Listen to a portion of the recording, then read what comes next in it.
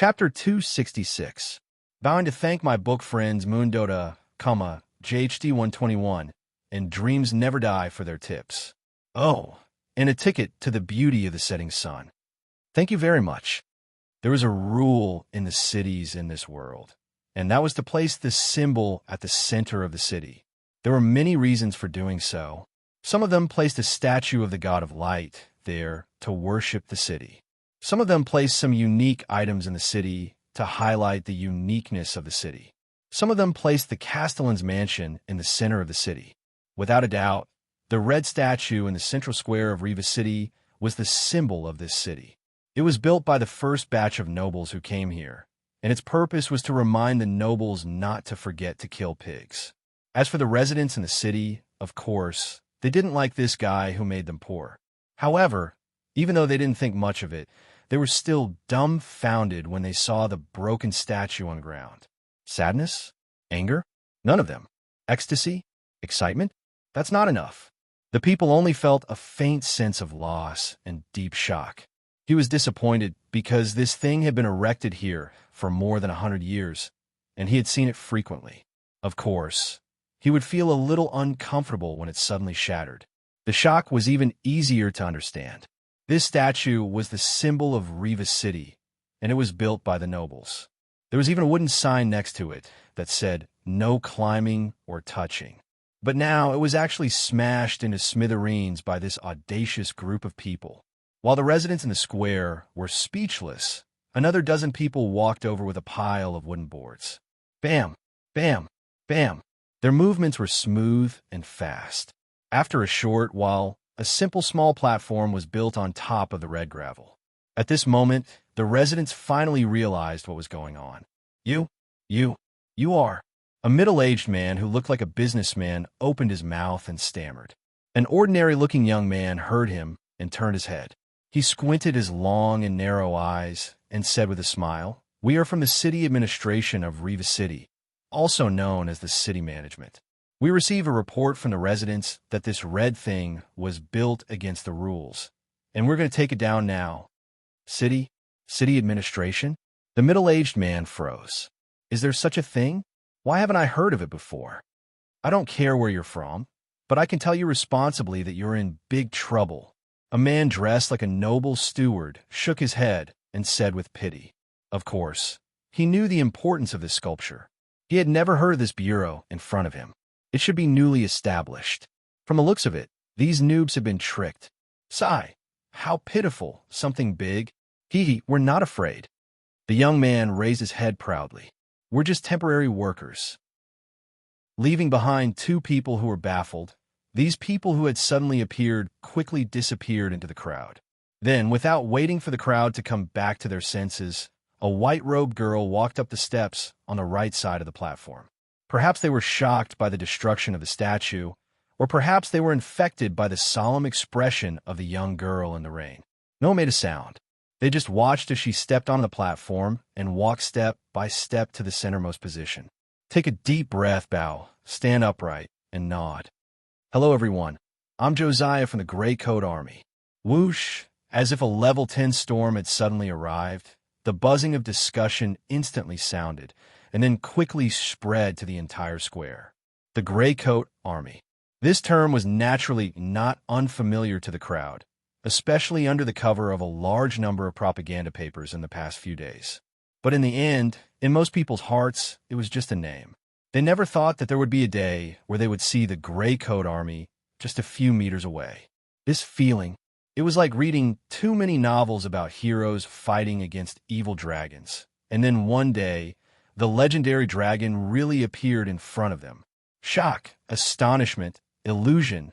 Before the crowd had time to sort out their emotions, Josiah on the stage spoke again. My purpose here is very simple. I want everyone to see what the official propaganda says about the ferocious, cruel, and insane gray coat mob is like.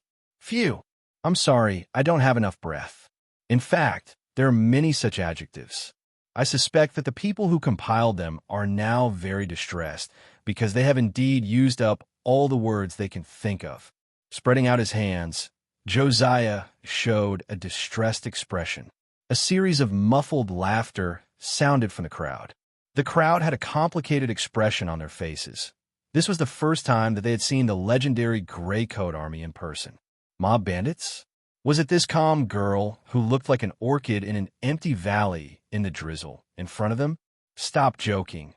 Then I'm going to say something infuriating. While the atmosphere calmed down, Josiah pursed his lips. We've been in Reva City for 4 days, and we've done nothing but distribute propaganda.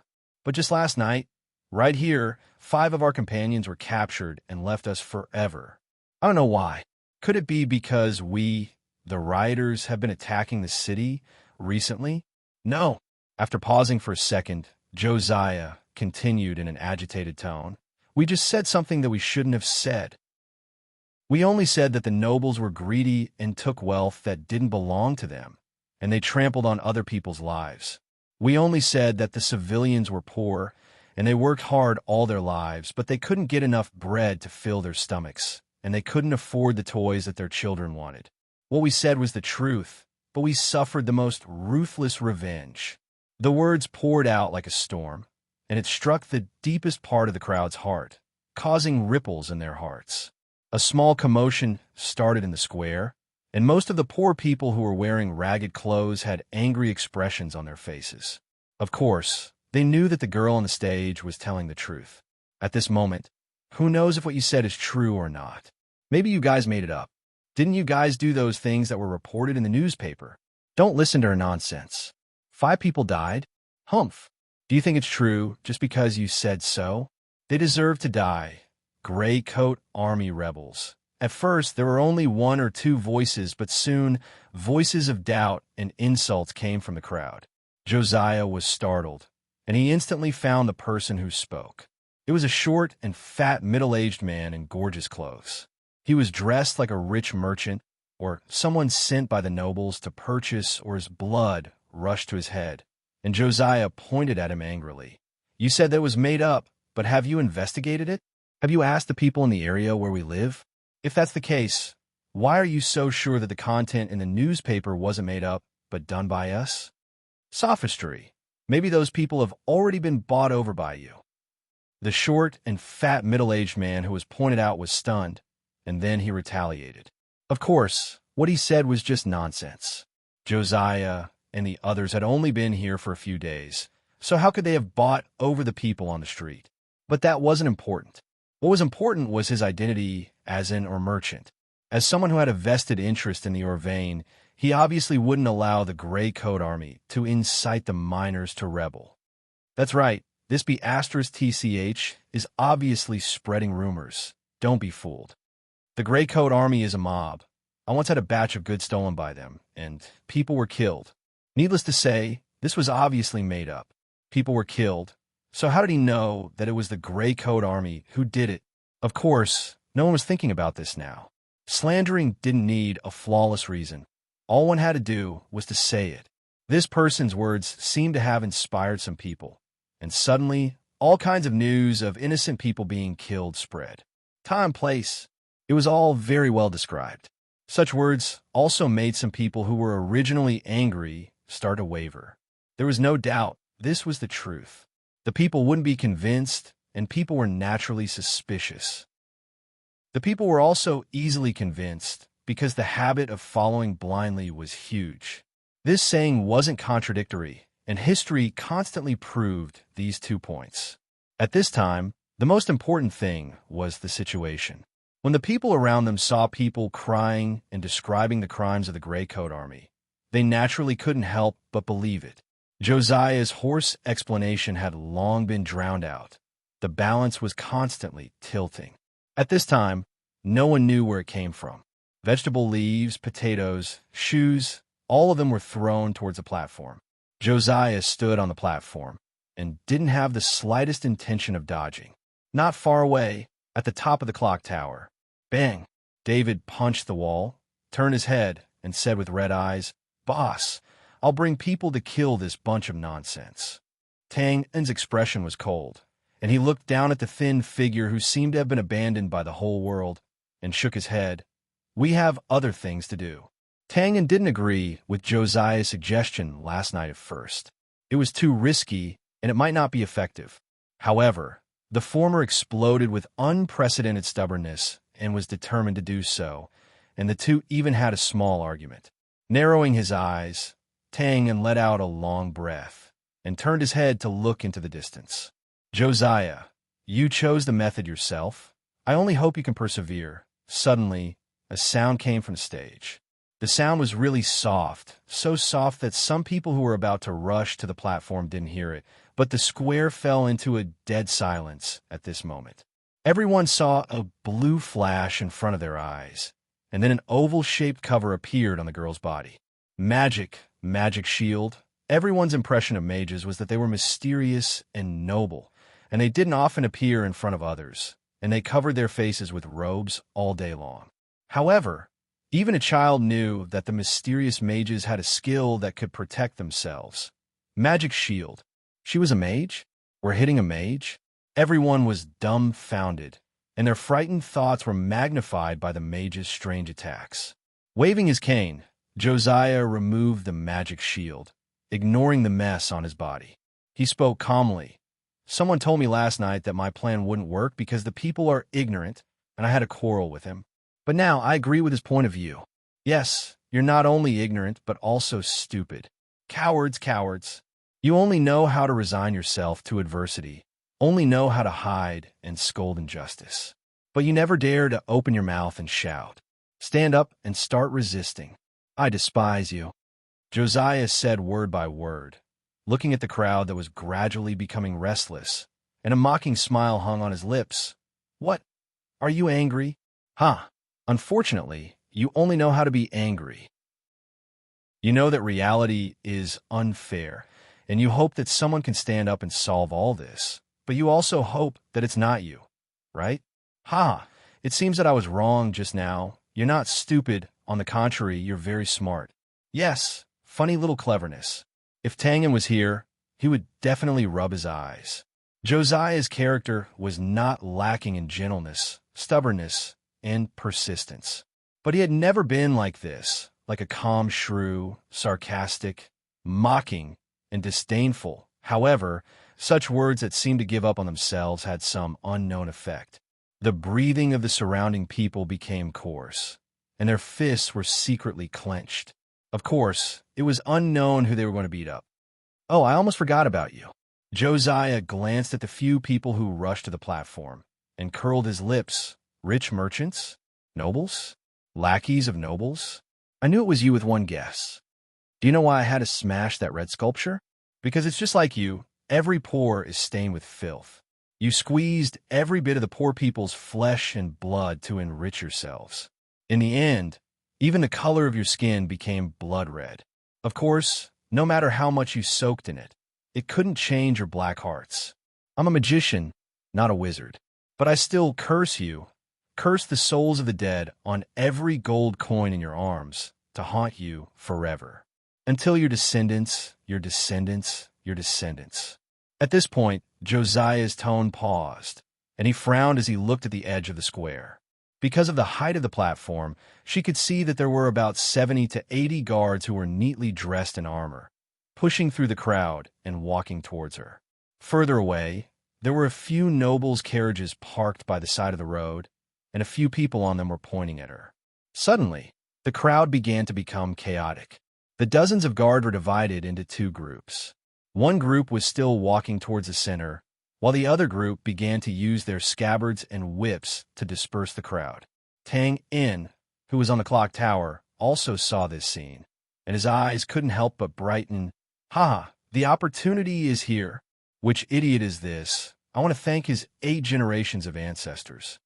Don't underestimate the power of small people, and don't underestimate the power of small incidents. Bose had a deep understanding of the former, and the nobles who were far away from the latter would definitely remember the latter. In fact, these nobles happened to pass by here, but when they looked out of the window, out of boredom, they found the quiet crowd in the square. After asking around, they found out that it was the Gray Coat Army who was promoting here. Then, they acted very decisively and immediately sent people to capture and disperse the crowd. These two tasks weren't really a problem. Capturing the Gray Coat Army was something they had to do. After all, both sides' standpoints were there for all to see. As for the latter task, well, if it was done at another time, it wouldn't be a problem. Although the number of guards was small, it was more than enough to deal with the commoners who didn't dare to resist. But now, the commoners were full of anger from Josiah's mockery, but they couldn't vent it. Originally, they should have done something to Josiah, but the other party was a magician, and what she said just now had vaguely revealed their shame, making them feel ashamed to do anything. At this moment, the guards came over and whipped them as usual. This seemed to confirm what Josiah had said just now. You are being bullied, but you only know how to resign yourself to it, and don't dare to resist. You are all cowards. All right, a group of men being scolded by a young girl like this was really embarrassing. Don't dare to resist. Now, I'll show you the opposite. No one knew who was the first to make a move. Most people only heard a loud roar. Damn it, beat them up. We are not cowards. Not cowards. In an instant, the crowd surged, and fists were like a forest. The dozens of armored guards were immediately drowned by the crowd, and couldn't do anything. The curtains of chaos had been raised. If you like this work, you're welcome to come to Chidian. Come to vote for me. Your support is my biggest motivation. Chapter 267. Throughout history, there were always some big events that shone brightly. They might be the rallying cry of a certain hero, or the turning point of a certain group of forces, or the beginning of a disastrous war. No matter what, they would always leave behind countless topics for future generations to talk about. As for the evaluation, it would either be passed down through the ages or be infamous for 1,000 years.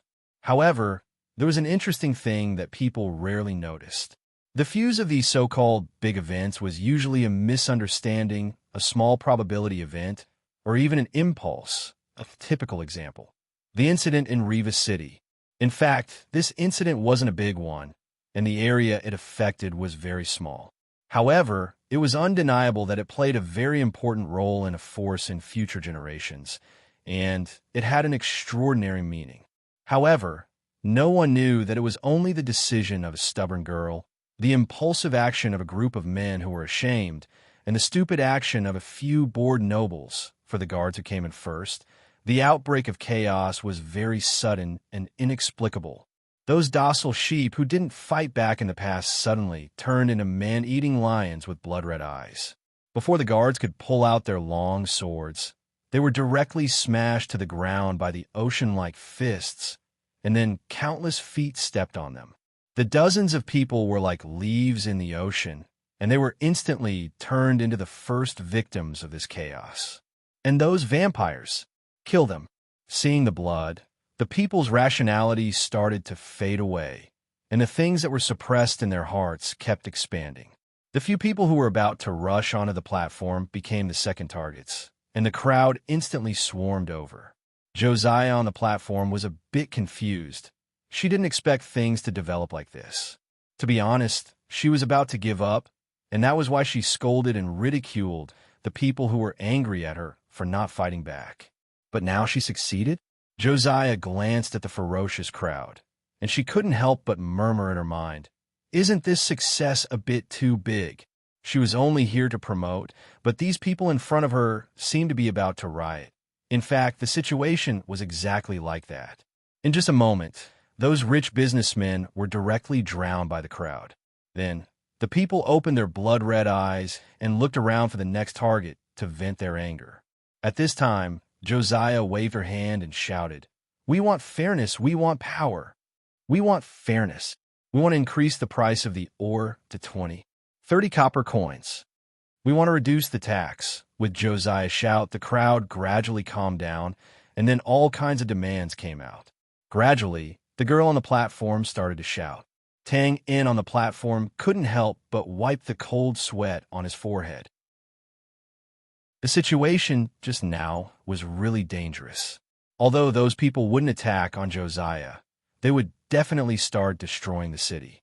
Obviously, it was impossible for these people to occupy the city. In the end, they could only be forcefully suppressed. At that time, the casualties would be unimaginable. Needless to say, the Gray Coat would be blamed.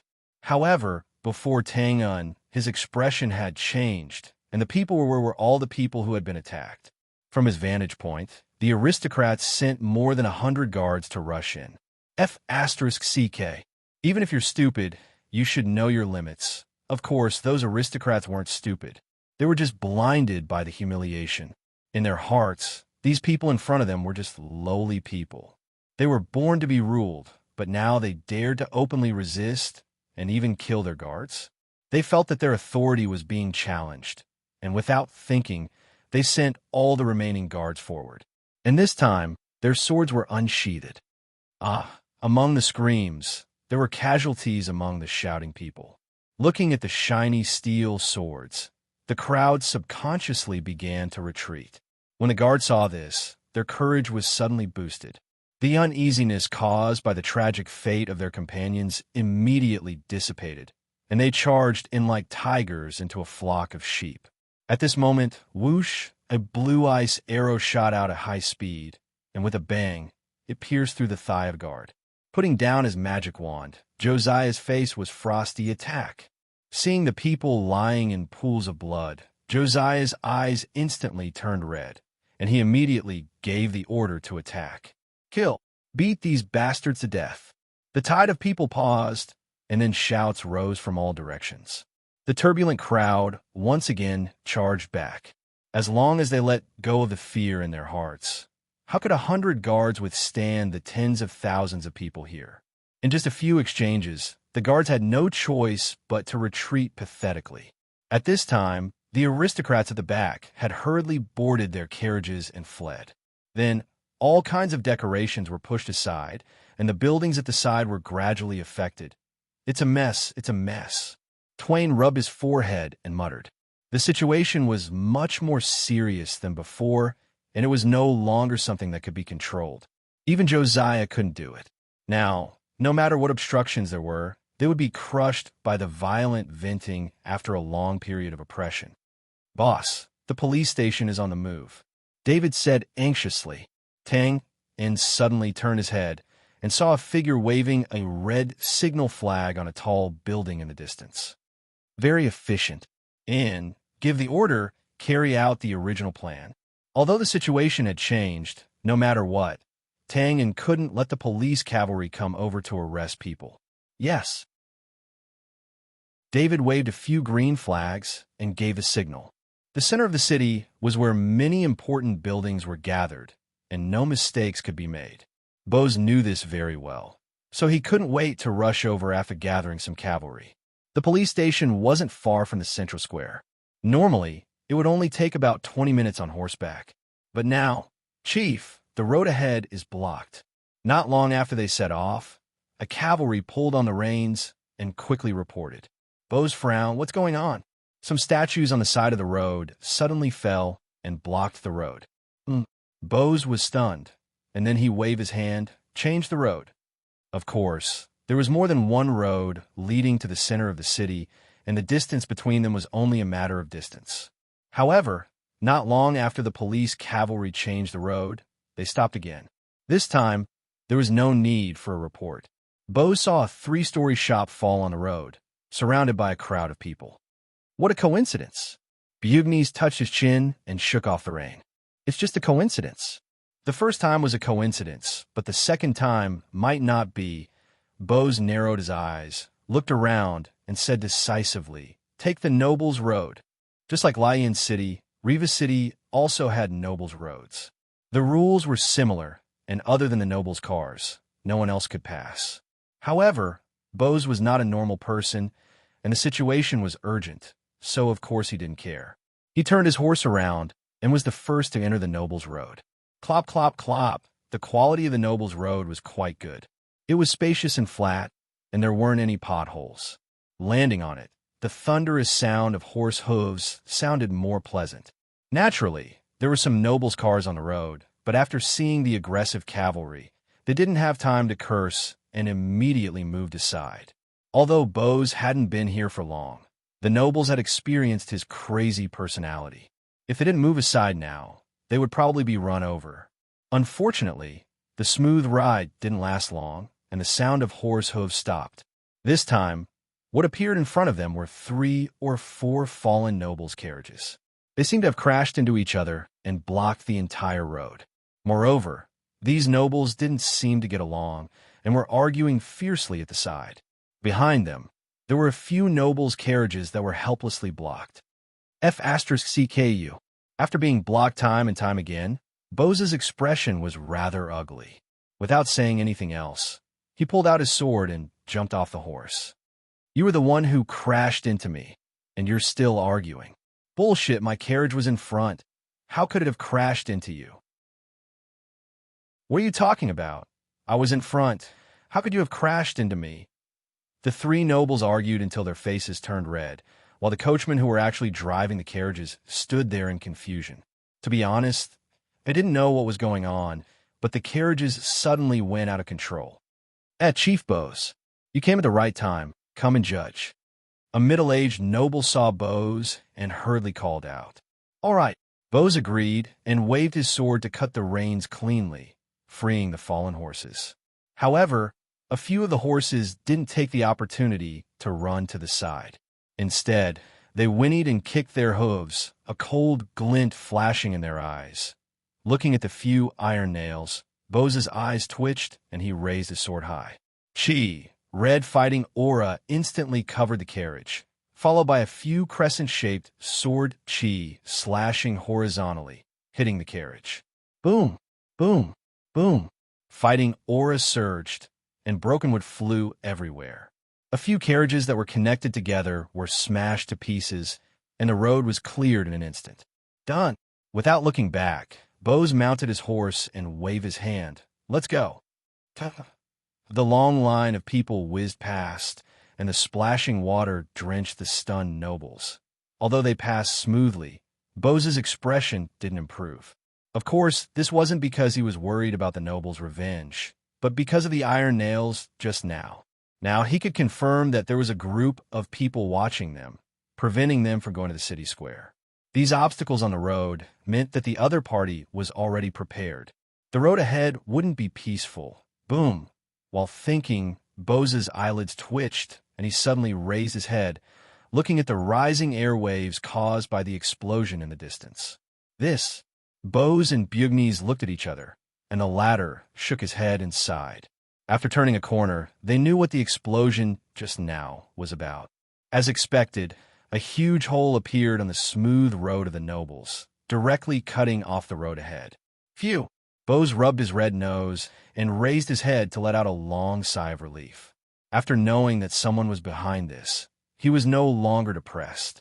After thinking calmly for a few seconds, Bose pointed with his finger, dismount and move forward. You lead a group. I don't care what method you use. Even if you have to crawl, you have to reach the city square in 20 minutes. Yes. The soldier who was pointed out didn't dare to say anything and immediately dismounted and led dozens of people into the roadside alley. On the other side, Bugnes nodded and also led some people into the fork in the road. As for Bose, he led the rest of the people along the edge of the hole and continued forward. Of course, 2 legs couldn't outrun 4 legs, but they had no choice now. It was impossible to go around on horseback, and based on the current situation, there were probably many obstacles waiting for them in front. Although walking on horseback would be slow, they could move in a straight line. It wouldn't be so easy to stop them. But would it really be so smooth? If you like this work, you are welcome to come at Chidian. Come to vote for me. Your support is my biggest motivation. Chapter 268. It was drizzling in the long alleyway. The city planning in the other world was not very effective, or rather, there was no clear planning except for the Noble District. Therefore, no matter where one was, one could see all sorts of intersecting alleyways of varying lengths. The one in front of them was close to the center of the city, so it was not like the deserted alleyways in the remote corners. However, the people who lived here all hurriedly closed their doors and windows, peeking through the gaps at the garrison cavalry who were sprinting through the water. Quick, quick, quick, quick, quick! As they ran, the leader of the cavalry urged loudly. Of course, it was not easy to reach the center of the city within 20 minutes. Therefore, All the cavalry teams chose to pass through the alleyways and move forward in a straight line. Did something big happen? Some of the residents thought about the sudden explosion just now and guessed. However, in an instant, they opened their mouths wide and held their breaths. Whoosh, whoosh, whoosh, bang. Bang. Bang. Ah, damn it. Defend. Defend. Amidst the noise, the few rows of cavalry at the front looked as if they were struck by lightning. They flew back a few meters and smashed into their companions behind them. A few arrows pierced through their armor and nailed them to their bodies that were facing the sky. Some arrows pierced through their defenseless heads, and the light in their eyes gradually disappeared. The drizzle neutralized the trickling blood, and in an instant, a large area was dyed red. After a few rounds of arrow rain, the cavalry quickly set up a frontal defense and gradually pushed forward, protecting some of their injured companions. Whoosh, whoosh, whoosh, damn it, behind. They're behind. The cavalry's defensive formation was instantly thrown into chaos. It was as if in the drizzle, they could not see the enemy at all and could not determine the direction of the attack. They could only hear the continuous whistling of arrows and the cries of their injured companions. It was like the mad laughter of the Grim Reaper. Over there, above the left front and left back alleyways, attack. After the initial panic, some of the cavalry judged the enemy's position from the trajectory of the arrows. As soon as they finished speaking, dozens of spears stabbed over. Bang! I can't see. I can't see. The attacking cavalry only saw a bright light before their eyes, as if the sun had suddenly risen in front of them. Their vision was filled with white, and they could not help but cry. After that, the whistling of arrows became more frequent. After a while, the alley returned to silence. The group of residents stood by the window of the attic, looking down at the cavalrymen who were groaning and groaning on the ground. Because they were looking down from above, they saw the attacker. There were 7 or 8 ghosts in black armor. They ran silently on the narrow wall with the crossbows in their hands, firmly aimed downwards. Pull the trigger, load the arrow, pull the trigger, load the arrow. It was always a mechanical and standard action. The residents felt as if they could see through the rain and see their indifferent faces. The whole process only lasted for 2 minutes before the black-armored spirits retreated in an orderly manner. However, the residents who saw it had reason to believe that this nightmarish scene would repeat in their minds and dreams. Similar scenes were playing out in the other alleys. The people in the city square were venting their violence, while the alleys here were carrying out a silent and bloody massacre. Of course, not every team suffered heavy losses. At a certain place, the black-armored men were in trouble. They were tightly entangled and unable to break free.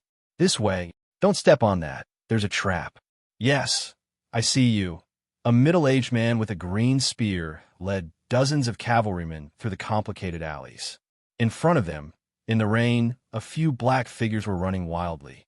Needless to say, this middle-aged man was Bugnes.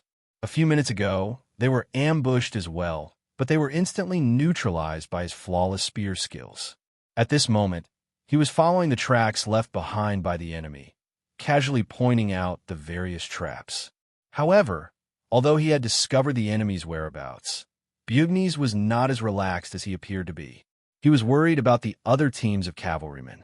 He could easily neutralize the ambush of the black-armored men in front of him, but the same could not be said for the others, for some reason.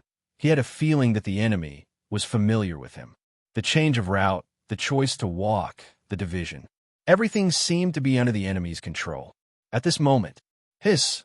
A cold light fell from the sky, quickly cutting through the veil and heading straight for his throat. The black figures running in front of him stopped in an instant. With a whistling sound, 3 crossbow bolts shot toward his chest in a triangular formation. Good. Bugnes could not help but praise silently. The angle and timing of this attack were perfect. If it had been anyone else, this ambush might have succeeded. However, he was an assassin who had been tested many times. The green spear was instantly raised, sticking close to his body and pointing at the sky at an angle. Bugnes knew that the 3 crossbow bolts in front of him were only a feint. The real threat was the dagger that was about to pierce his neck. Ding bang! In the blink of an eye, the tip of the spear hit the dagger. The attacking figure paused in midair, and then the green spear's tail swept across his ribs. Gotcha! With a groan, the black figure used the force to leap back, flipping over the top of the wall. He staggered a few steps and almost fell down. Disregarding his broken ribs, the feminine-looking attacker stared down at Kieran. Clang! Clang! Clang! Bugnes waved his spear and drew a beautiful arc in the air, accurately circling the 3 crossbow bolts. Swoosh! Swoosh! Swoosh! Swoosh! The attacker on the wall was shocked. He did not expect that the crossbow bolts he used to surround and kill the enemy would end up shooting at him. He bent his waist and jumped sideways. The 3 crossbow bolts brushed past his body and flew into the sky. Although he had dodged them, he was not happy at all, because swoosh! The green light shot out from the spear and shot up from below. Captain Michaud, be careful! Anxious shouts could be heard as a few black figures rushed over from afar. However, it was obvious that they were too far away to help. It was not that Michaud did not want to dodge, but there was no way he could. In order to avoid the 3 crossbow bolts, he had used up all his strength and could not control his body at all. He could only watch as he was sent into the spear. Bugnes knew this very well. Am I going to die like this? I haven't even avenged my family yet. What a joke. If Boss is here, he'll definitely be able to avoid it. Michaud closed his eyes as these thoughts flashed through his mind. Suddenly, bang! Shock waves surged, and Michaud felt as if his body had been entangled by a string, and he was instantly pulled back. He opened his eyes. A blood-red radiance shone brightly, and the green radiance was blocked by a pitted dagger. Phew! Well done! Michaud's soft voice echoed in his ears, and then his body was sent back to the wall by a gentle force. Boss! Michaud, who was on the verge of death, could clearly identify the owner of the voice. He stood firm and looked down. The person who arrived just in time was Tang Yin. After taking control of the situation, he quickly rushed over. He knew how powerful bows and Bugnes were. They were not something that Michaud and Bugnes could resist. After saving Michaud, Tang Yin stepped on the wall and jumped up. His body instantly pulled out 8 phantoms in the air and disappeared. Then, he flashed down like a ghost and covered all the vital parts of Bugnes' body. His movements were as smooth as flowing water, all done in one go. Empty kill. Bugnes' pupils shrank instantly. He felt that something was wrong when the spear was destroyed. This kind of attack was a bit familiar. Holding the middle section of the long spear in his hand, he flicked his wrist, and the silk-like green spear shadows fluttered around him, rapidly forming a dense defensive round cover. If there was someone with sharp eyes here, he would find that under this kind of spear shadow, even light rain couldn't enter. This was really what bows had praised before. At this time, the red light seemed to have crossed the space and arrived in front of the spear. Ding! Ding, ding! The blood-red dagger shadow and the cyan spear shadow instantly intertwined with each other in a torrential downpour. Confrontation, entanglement, breakthrough, collision. In a short span of a few breaths, Twain's figure could no longer be seen in the alley, leaving only a dense cluster of blood-red dots. Bernie's expression was grim. He wasn't sure where the enemy was at this moment. Of course, it was meaningless to talk about this now. In such a fast-paced battle, the eyes were a burden. Battle intuition was the key. Bang, bang, bang.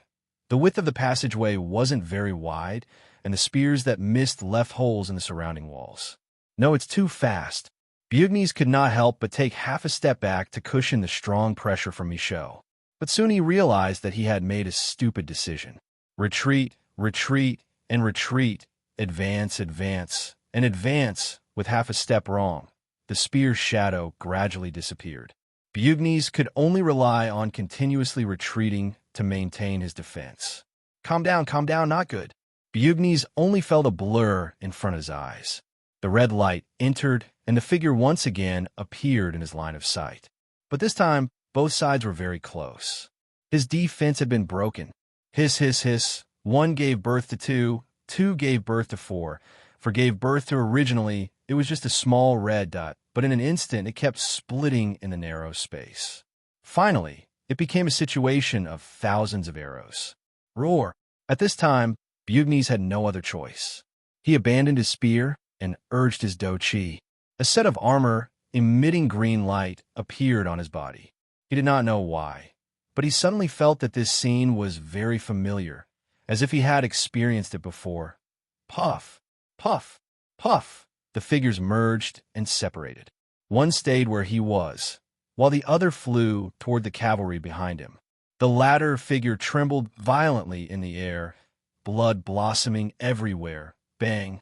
He fell, smashing into a large group of cavalry who wanted to catch him. Raising his eyebrows, Tang and kept his dagger. It seems that your strength has not improved. Puff! It's you.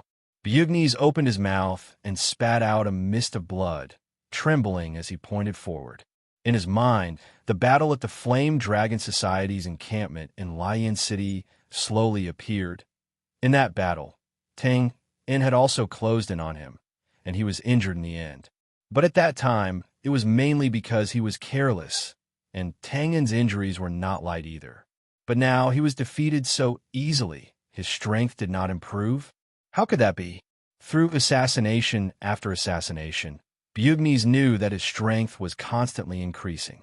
It was just that his opponent had improved even more, and was even more terrifying. Bingo, you're right. It's a pity that there's no reward. If you like this work, you're welcome to come to Chidian. Come to vote for me. Your support is my biggest motivation. Chapter 269. The chaos in Riva City was still ongoing. The drizzle couldn't extinguish the fire that was ignited in the citizens' hearts. Since the chaos didn't stop at the beginning, a large number of passers-by joined in. The situation was getting worse and worse. Most of the traffic in the city was paralyzed. The central square was where most of the main roads had to pass through.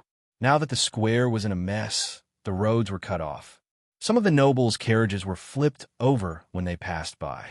If the guards didn't try their best to save them, even the nobles themselves would have been killed.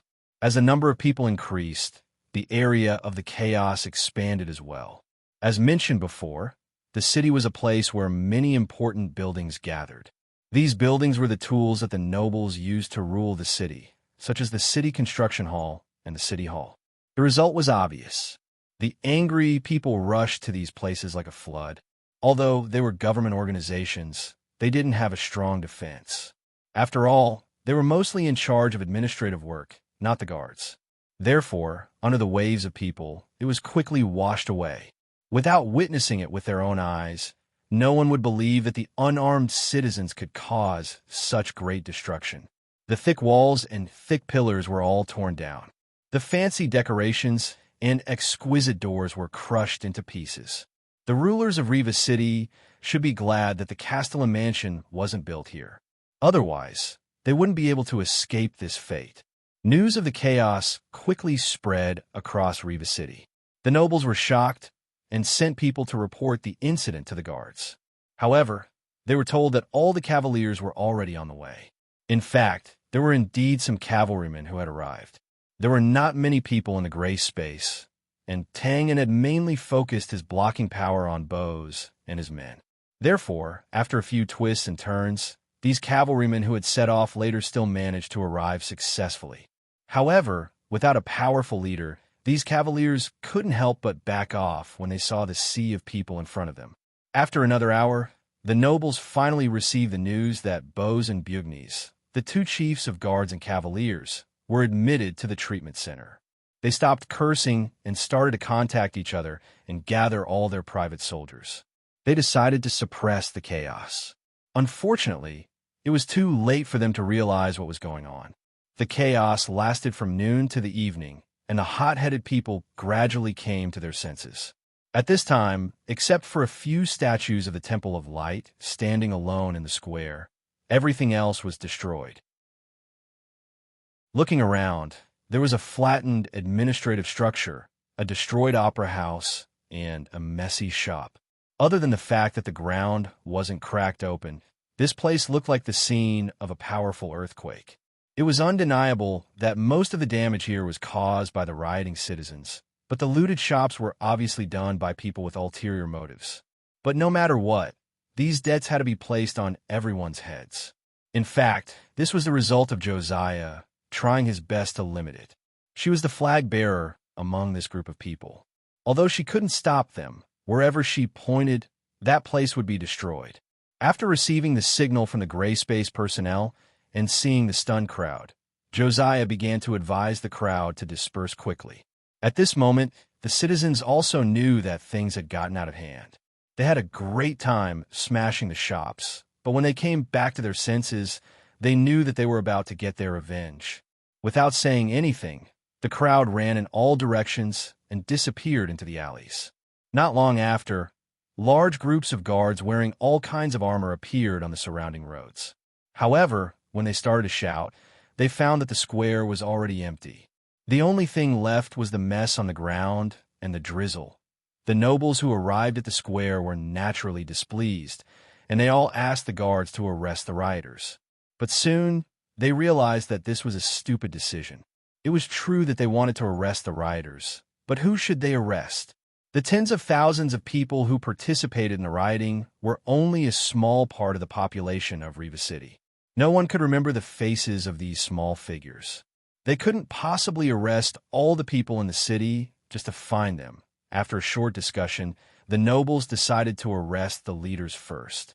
The Gray Coat Army was their first target, especially the young female mage in the white robe who left a deep impression on them. Of course, the chaos that shocked the upper level of Riva City wasn't going to end so easily. The nobles wouldn't let go of the untouchables who dared to challenge their authority. After deciding on the plan to arrest the Gray Coat Army, the nobles gathered together and discussed how to carry out the cleansing.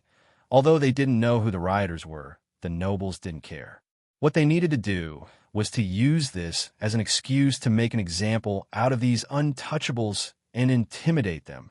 However, the nobles didn't know that while they were shouting and yelling, a group of people who were hiding in the dark were also making their moves west of the city. There was a large clinic. Although it was evening, there were still many people in the clinic. Many fully armed cavalrymen with the emblem of the garrison hall could be seen around the clinic. They surrounded the entire treatment center and looked around vigilantly. Inside the clinic, the injured cavalrymen who had taken off their armor were receiving treatment and pulling out the arrows that were nailed to their bodies. Inside the clinic, the atmosphere became more serious. This was the critical area. At this time, in a room in the critical injury area, Bose, who had just received treatment, indeed saw an acquaintance, as Tang had said. So this is the guy who fought with us at the base of the Flame Dragon Union in Lian City? Bose asked while lying on the bed. He was wrapped up in bandages and looked like a mummy. That's right. On the other side, Bugnes, who wasn't in a better condition, nodded and sighed. Sigh, I didn't expect him to become so powerful. I told you that he was a troublemaker. Now it seems like he is. Bose raised his hand, but he couldn't reach his nose, so he put it down. The atmosphere in the ward was a bit gloomy. The assassin who was defeated by them in the past had now defeated them both. How embarrassing. But then again, Bose turned his head with great effort, his eyes flashing with a playful light. Bugnes, you are too weak. You were taken down in one move. If you could hurt him, I might have won the battle just now. Cough, cough. Bernie's body was trembling, and he was lucky that the wounds that he had just bandaged almost burst open. His face was flushed. I was careless. If I had turned on my battle power armor, he wouldn't have defeated me so easily. Also, it was your tactical mistake that allowed him to take advantage of you. The first half of the sentence was, of course, an excuse. However, Bugnes was indeed good at defense and not offense. If he and Bose worked together, Tang wouldn't have been able to send them into the clinic together. Bose ignored the second half of the sentence and laughed heartily. Huh. The battle aura armor didn't open. This sentence is really familiar. It seems like you said it before, cough, cough. Bose was so excited that the wound on his chest that had just been treated started to hurt again. Bugnes was a bit embarrassed. He changed the topic. I wonder how the square in the city is right now. Bose shook his head and said, it's not that bad. Without us, those nobles would have escaped by the time they realized what was going on. Bugnes knew that as well. He nodded and said, if so many of them left the scene, it would be hard to catch them. TSK, TSK. Riva City is not going to be peaceful these days. Bugnes knew what those nobles would do. After being humiliated like this, it was impossible for them not to find someone to kill. Not necessarily. Bose narrowed his eyes and said, that person injured us, so he must have planned to do the same. It's better if those nobles don't take revenge now. If they do, humph. Bao pursed his lips and didn't look optimistic. You have a point. Bugnes paused for a second. Then, he remembered what Bao's plan was, so he nodded and agreed. Then, he raised his eyebrows and asked, so, Bao, you transferred most of the cavaliers here to avoid this? Wolsh asterisk T.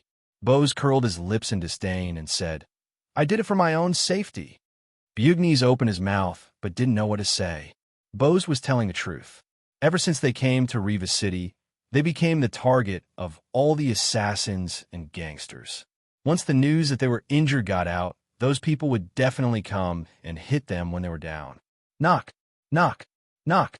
As they were talking, someone knocked on the door. Director, Chief, a nurse is here to change the bandages for you. Okay, come in. The door opened, and the two cavaliers moved aside to let a young woman in a nurse's uniform walk in with a tray in her hand. Shoo! Bugnes pursed his lips and whistled loudly. Hey, Bao, you have a nice body.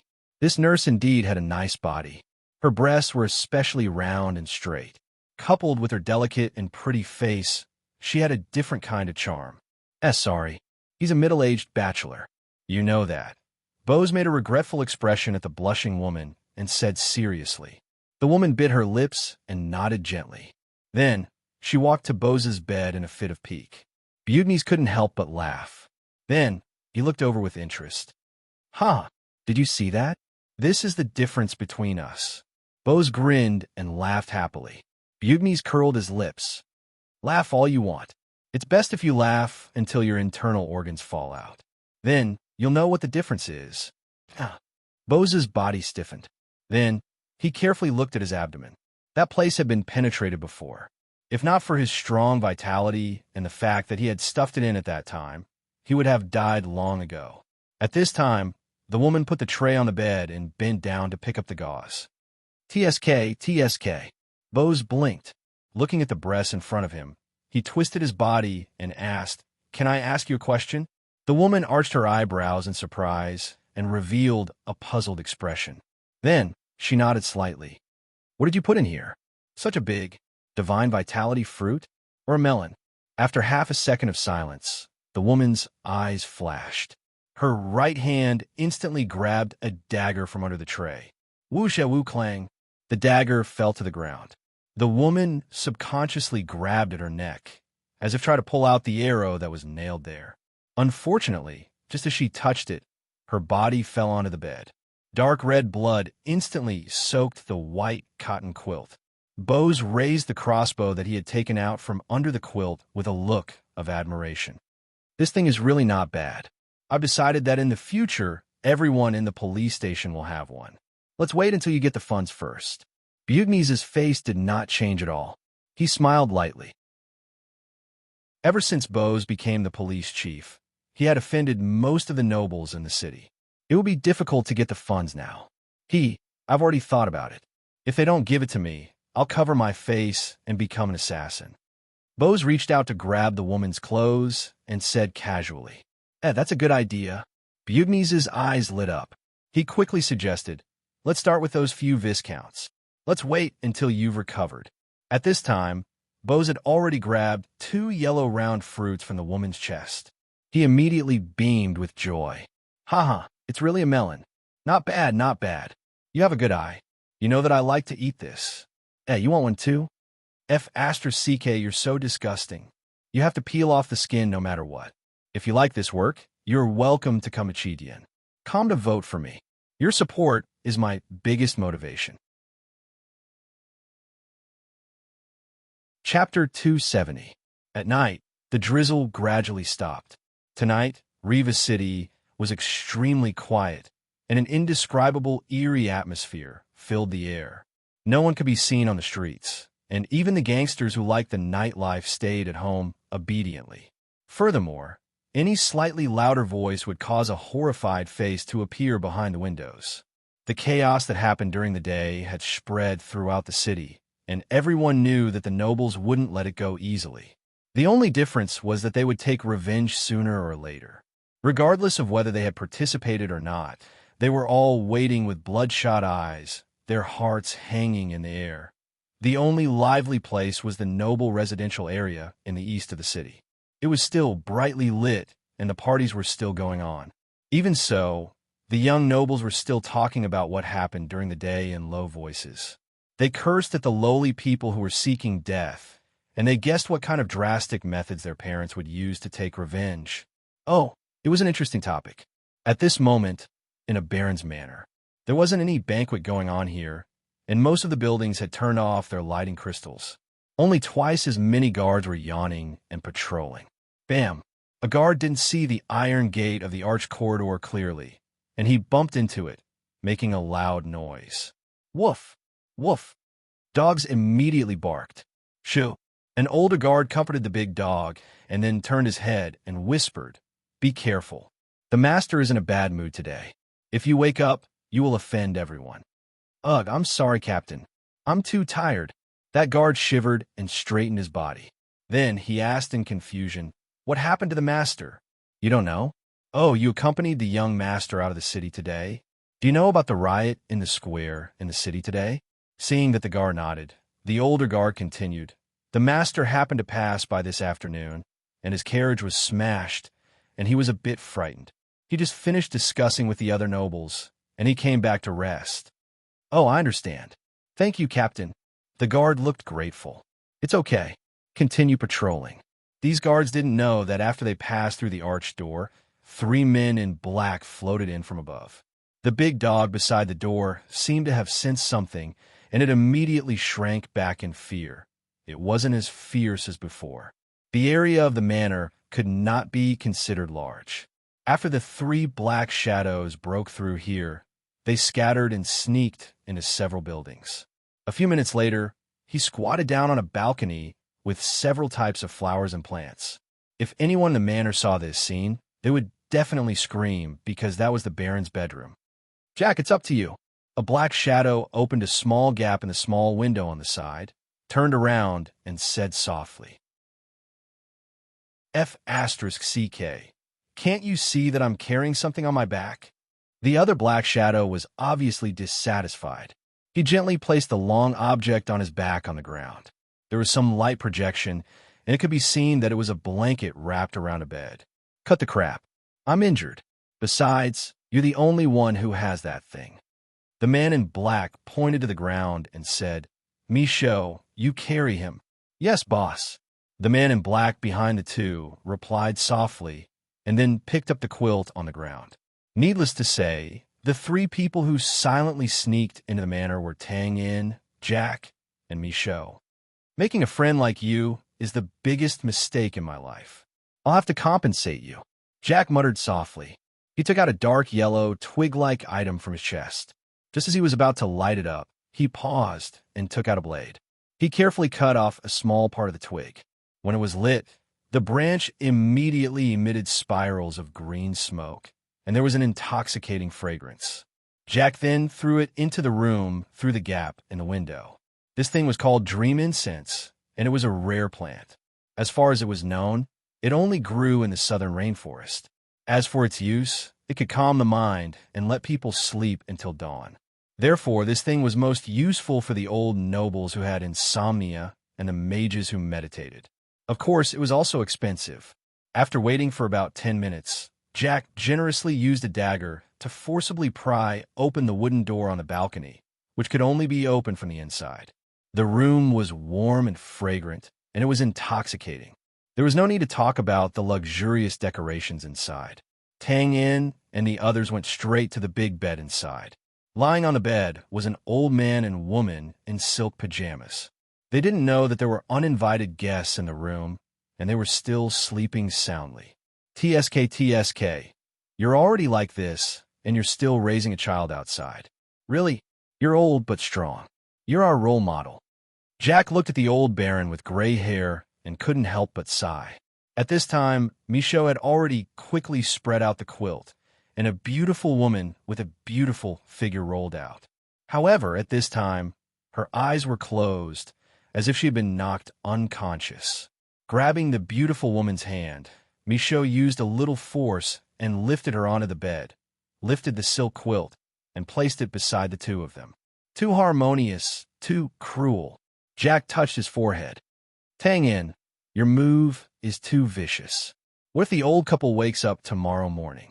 I don't care if he dies. Tang and supported his waist and back, suppressing the faintly painful wound. I was the one who collected the information before.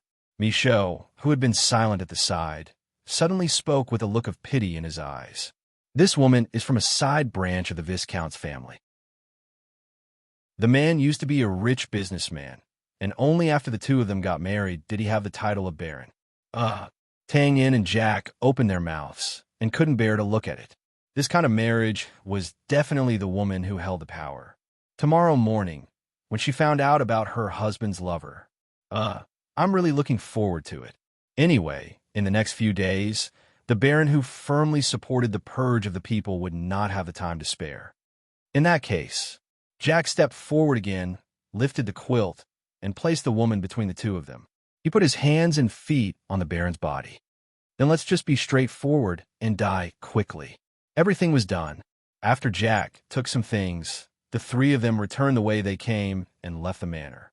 As soon as they arrived outside, most of the members of the gray space gathered around with something in their arms. In the eyes of Tang, In, and Jack, the defense of these aristocratic manors was not very tight. But for the members of the gray space, the difficulty was still quite high. So they were only responsible for collecting information and supporting from the periphery. The actual work was still done by the three of them. Let's go to the next one. Which one is the closest? What is it this time? As soon as he finished speaking, a member of the gray space handed over a bloody horse head. Baron Bias, the manor is 300 meters away from here. This is his favorite purebred horse. After that, he stuck a long piece of paper in his hand on it. In black and white, it said, "Please make a careful decision if you don't want to go to sleep with some other head." Tang In pursed his lips. Jack. Jack trembled and covered his heart. Michaud, come and get it. Oh, Bose's sword energy is really fierce. It makes my little heart still thumping. No, my head is dizzy. After knowing the style of these aristocrats, Tang In and the others naturally couldn't just leave the people to bear the anger. Even if nothing else, if they did that, wouldn't all the hard work they had done in the past few days and today's outbreak be wasted? So they decided to stay and solve this problem. As the saying goes, whoever tied the bell should untie it. Tang In had set his sights on the aristocrats themselves. When they found that their personal safety was not guaranteed, they probably wouldn't think of anything else in the dark night. Tang In and the others ran around like the most hard-working messengers. That didn't seem right. Messengers could only deliver goods to the door, but now they were delivering goods to the bed. TSK, the conscience of the industry. If you like this work, you are welcome to come to Chidian. Come to vote for me. Your support is my biggest motivation. Chapter 271. No matter how much they prayed or didn't want to, the dawn finally arrived. The next day, the citizens who didn't sleep for the whole night secretly opened their windows and observed the atmosphere of the city. The streets looked brand new after the rain yesterday, the shops with signs, but not open yet. The walls were covered with white paper. Everything seemed normal and peaceful. Wait, white paper? Bang, bang, bang. The doors opened one by one, and the citizens walked onto the streets one by one, staring at the white paper on the walls in a daze. Of course, they were familiar with the white paper. Except for yesterday, they had been seeing it a lot lately. It was the slogan of the Gray Coat Army. When he turned around, he saw that the streets and alleys were filled with these things. If someone stood on the tallest clock tower in the city, he would find that the white paper was like a white ribbon that wrapped around the city tightly. The citizens looked at the white paper with mixed feelings. They were grateful and resentful at the same time. It was undeniable that the chaos yesterday made them feel good, especially the people who participated in it. This kind of behavior of challenging authority and resisting oppression caused some qualitative changes in their mental states. It was the happiest moment of their lives. When they were old, they could sit on their rocking chairs and proudly tell their children and grandchildren about their heroic deeds. As for resentment, it was understandable. They had been struggling at the bottom of society for their whole lives, and they knew what kind of revenge the nobles would take. It wasn't an exaggeration to say that for a long time in the future, the sky above Riva City would only be covered in black and red. And all of this was caused by the Gray Coat Army. Someone made the first sound of surprise, and there was a commotion on the street. The citizens gathered around the white paper. There wasn't much to say about the content, and it was still the usual sarcastic criticism. However, there were some obvious words added at the top. Don't worry, we don't use violence, but we don't like being retaliated against. There were so many white papers in Riva City today, and it seemed like the Gray Coat Army had taken out all of their trump cards. Therefore, the words added at the end were very concise, but the meaning was clear. It was a promise that the citizens wouldn't have to worry about being retaliated against by the nobles. The atmosphere instantly calmed down. Although the citizens didn't know how the Gray Coat Army did it, this huge project undoubtedly gave them a lot of confidence. Some places couldn't help but cheer. After a citizen carefully took down the white paper on the wall of his house, the rest of the citizens followed suit and took the white paper into their houses, Riva City, E-City, Noble Residential District. What was different from the other districts was that the atmosphere here was particularly strange. It wasn't really quiet because screams and screams came early in the morning. Then screams and screams of women's screams and curses. Then, except for a few manners that were still singing sopranos, the male nobles in pajamas were chased out of the door in a sorry state. The other places fell into chaos. All the guards were urgently mobilized to investigate the interior of the manor and even the entire East City district. The nobles, and the nobles, nobles and nobles, he says come. TTS first, the city gates that were just opened were closed. Then, the citizens saw a bunch of men in plain clothes walking on the streets with bulging bags on their waists. They were everywhere in the city. At first, the citizens were worried that the nobles were here for revenge, but they soon realized that these men were looking for something. They didn't even let go of the dog holes in the walls. The whole city was in chaos. The nobles were indeed frightened. Some of them were still sitting in the living room surrounded by guards. They were trembling as they held their teacups to calm themselves down. They had never felt that their lives were not their own. Imagine, while you were sleeping, someone silently sneaked into your bedroom and then quietly watched you from the side of the bed. And you were even snoring and having beautiful dreams at that time. They had seen assassins before. There were plenty of them in the Thieves' Guild. However, the official guild was biased towards the nobles. The missions to assassinate the nobles were usually issued by other nobles. Assassins usually wouldn't assassinate the nobles because it would lead to a long, endless pursuit. However, the Gray Coat Army didn't have such concerns. They didn't need a bounty. Moreover, they were natural enemies. There was no guilt in killing them. The nobles had already put the cleansing of the citizens to the back of their minds. They only wanted to catch the Gray Coat Army in the city. In their hearts, they had to admit that if they didn't get rid of these people, they wouldn't dare to do anything to the citizens. At noon, the city's search was still ongoing. Every household was asked to open their doors and search. It seemed like they wouldn't stop until they found something.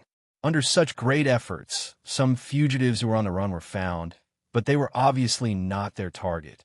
At this time, news of what happened in the East District spread throughout the city.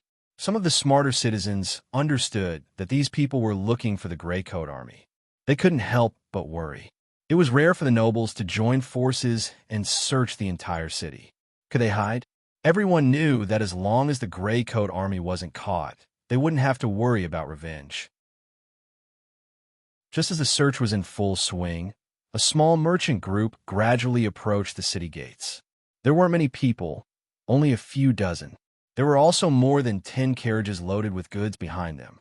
These small merchant groups were the most common. What they did was exchange goods between the east and the south. Because of their size, there weren't many goods. Therefore, they needed to transport goods back and forth for a long time to ensure profits. Unfortunately, when they arrived at the city gates, it was already tightly shut. A young man with a small mustache walked out of the merchant group and went forward to negotiate. The city gates are closed. You can't pass through. Go back. A city guard walked over and waved his hand impatiently.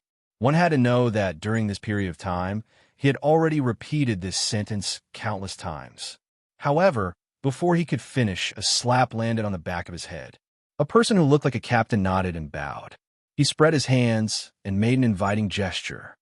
"Honorable sir, you may pass through." The young man nodded casually. His slightly immature face had a dignified expression. Creak! The huge city gates slowly opened under the push of more than 10 soldiers on both sides. With a wave of his hand, the small merchant group passed through under the leadership of the young man.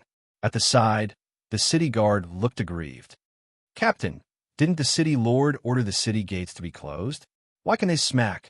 The captain slapped the city guard's head again. "Idiot, look at their flag." The city guard was stunned. He looked up at the flag on the carriage. On the square cloth, there was an animal with pointed ears for claws and a curved tail. A cold wind blew, and the flag fluttered. The animal on it seemed to be alive and running. This is a cat." After confirming that he didn't see wrongly, the city guard opened his mouth and was stunned. The flag was the symbol of a force. There could be plants, weapons, magical beasts, hybrid magical beasts, and so on. However, there weren't many ordinary animals. Even so, they would choose fierce and big animals like wolves and lions. However, a cat, this was too out of place. To be precise, it's a civet cat. The captain looked at the merchant group enviously and shook his head. "I don't know how much money they've earned. Even the city lord has to suck up to them." The city guard finally reacted after hearing the captain's words. He shouted, "Yadong Merchant Group?" Since they were guarding the city, they had to have good eyesight. Otherwise, if they accidentally offended a noble, no one would care, even if they were beaten to death. Of course, the city guard's eyesight was good. He didn't pay attention to the small merchant group just now. Now that he knew that the merchant group was the Yatong Merchant Group, which had been popular among the nobles recently, he broke out in a cold sweat. If he offended them, he would offend all the nobles in the city. When the city walls of Riva became a blurry black, the Yatong Merchant Group stopped at a fork in the road. The young man was naturally Alan. He took a few steps back and raised his hand to knock on the closed carriage a few times. Knock, knock, knock, bang. The carriage door opened. Tang Yin walked out with Michaud's help. His face was pale. "Thank you, Alan." After saying that, Tang Yin narrowed his eyes and looked at the members of the business group not far away. "Don't worry, sir. They're reliable," Alan said immediately. Tang Yin nodded. Josiah, Jack, and the others walked out of the carriage one by one. In the eyes of the Bran Empire, the Grey Coat Army was definitely a force to be eliminated. Even some of the nobles would be punished if they were found to have dealings with the Grey Coat Army, let alone the Yatong Merchant Group. Tang Yin and the others had escaped with the help of the merchant group.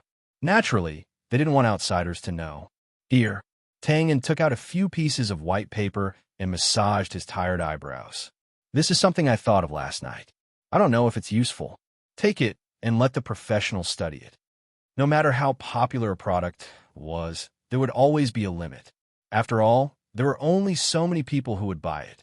The hot sales of the washing machine had shown Tang in the power of technology, so he had spent the night recalling some things from the modern world. Of course, it was possible that he was not acclimatized, but it could be used as a reference. Alan pursed his lips and took the pieces of paper solemnly. Of course, he knew who came up with the idea of the washing machine. Although Tang Yin said that he didn't care, who knew if there was a washing machine among these thin pieces of paper? "Sir, take this."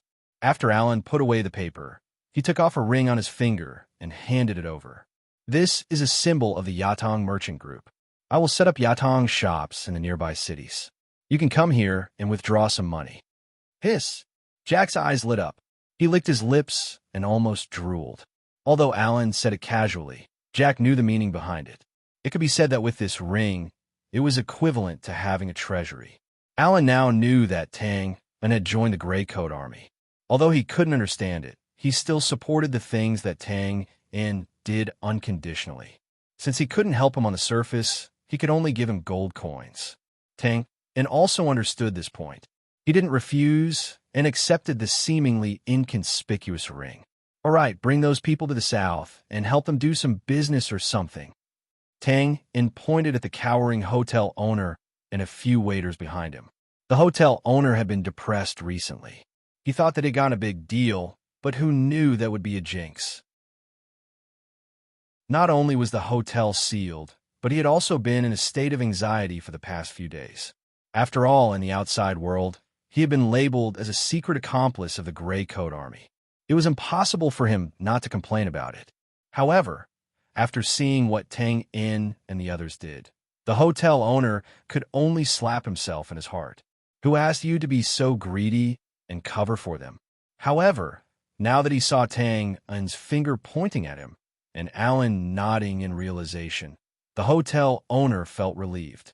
The haze in the hotel owner's heart disappeared, and he was filled with joy. He was a businessman, so he naturally knew the importance of a Yadong business group.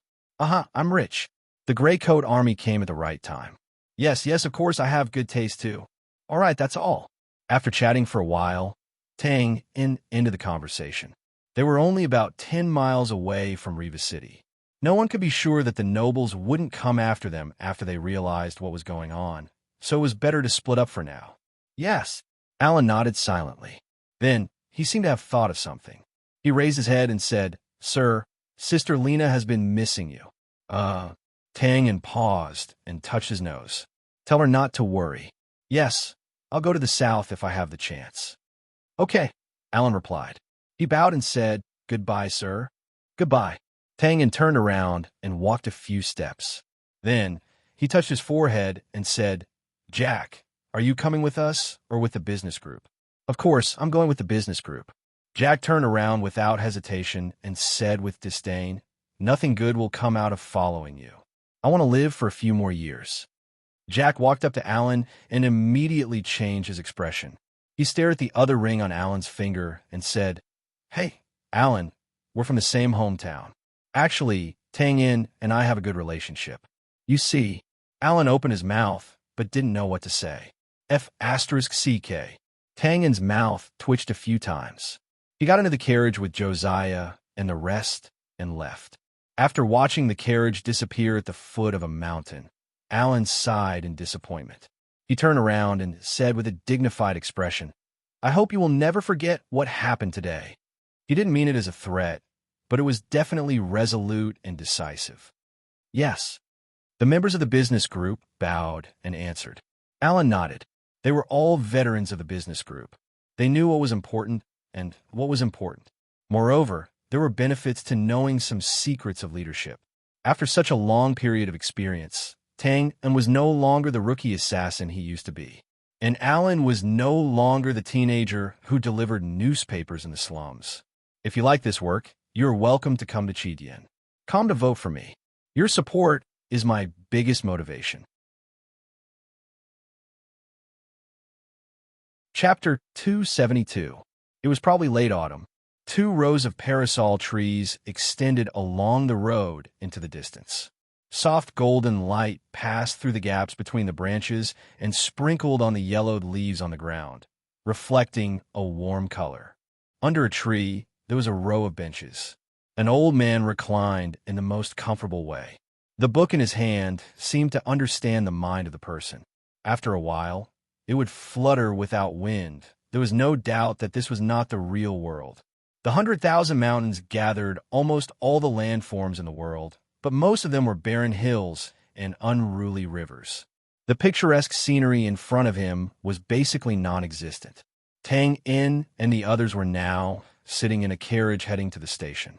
Since he had nothing to do and the feeling of being injured was not good, he simply closed his eyes and entered the space. Rustle, rustle, rustle. Tang En stepped on the leaves as if he was walking on clouds. He looked around inexplicably and finally curled his lips. Old butler, do you have to be so cultured? People with barren hearts always think that other people's hearts are also barren mountains. The old butler did not raise his head. He seemed to be answering, but it was more like he was reading a sentence from a book. Tang En was stunned for a moment and became angry. I'm cultured? Back then, I went to the library for love. The aesthetic works I read were as tall as a person. TSK, although the girl ran away in the end, I still kept my eyes that discovered beauty. He blabbered a lot, but the old butler seemed to be disdainful of talking to him. He flipped to the next page, as if there was no one else. Tang En asked for a rebuff. He just took it as a tacit agreement. He sat on the leaves and pulled open the assassin panel. To be honest, he had not properly observed his panel for a while. It was not that he did not pay attention, but there were only so many commonly used skills. He was now planning to push those skills to the highest level. First of all, his experience points had not changed much. 3,800. There was still a long way to go before the next upgrade of 5,000. His blood chi had increased a lot. It was now at 14,000. The next upgrade was 20,000. It was still far away. However, under normal circumstances, this amount of blood chi was definitely enough. In fact, he rarely used blood chi now unless he was fighting with an expert, because with his attainments in the dagger, it was more than enough. In terms of blood chi special effects, 5 times increase, advanced deterrence, advanced defense penetration, intermediate explosion, elementary internal invasion. It could be said that Tang En was paying more attention to special effects than anything else, because this was his greatest asset when competing with Do Chi and magic. In the battle against Bows and the Bugnis in Riva City, if it weren't for his 5-fold amplification and advanced armor break, he wouldn't have been able to break through their combat energy armor. His title was still the Evil Dog Nemesis. How should he put it? It was better than nothing. They had indeed given some help before, but with Tang En's current strength, what watchdog could stop him? Actually, Tang En was rather looking forward to the title system, which had been created separately. However, there really wasn't any fixed path to success in this aspect. It was completely dependent on luck. Now, he finally understood why the old butler had said that it was difficult to obtain a system title when he had obtained the Hound Nemesis. This was a blatant challenge to his character. Next was the skill tree. Skills were ranked from low to high: beginner, basic, proficient, expert, transcendent, master, grandmaster. In terms of layout, wilderness survival skills, proficient. Peep and grasp. Thousands of things, nowhere to hide. Skill duration: 8 minutes, cooldown time. 20 minutes, cost 800 blood energy. There weren't many skills in the layout skill tree, but in terms of wilderness survival skills, it was all-encompassing.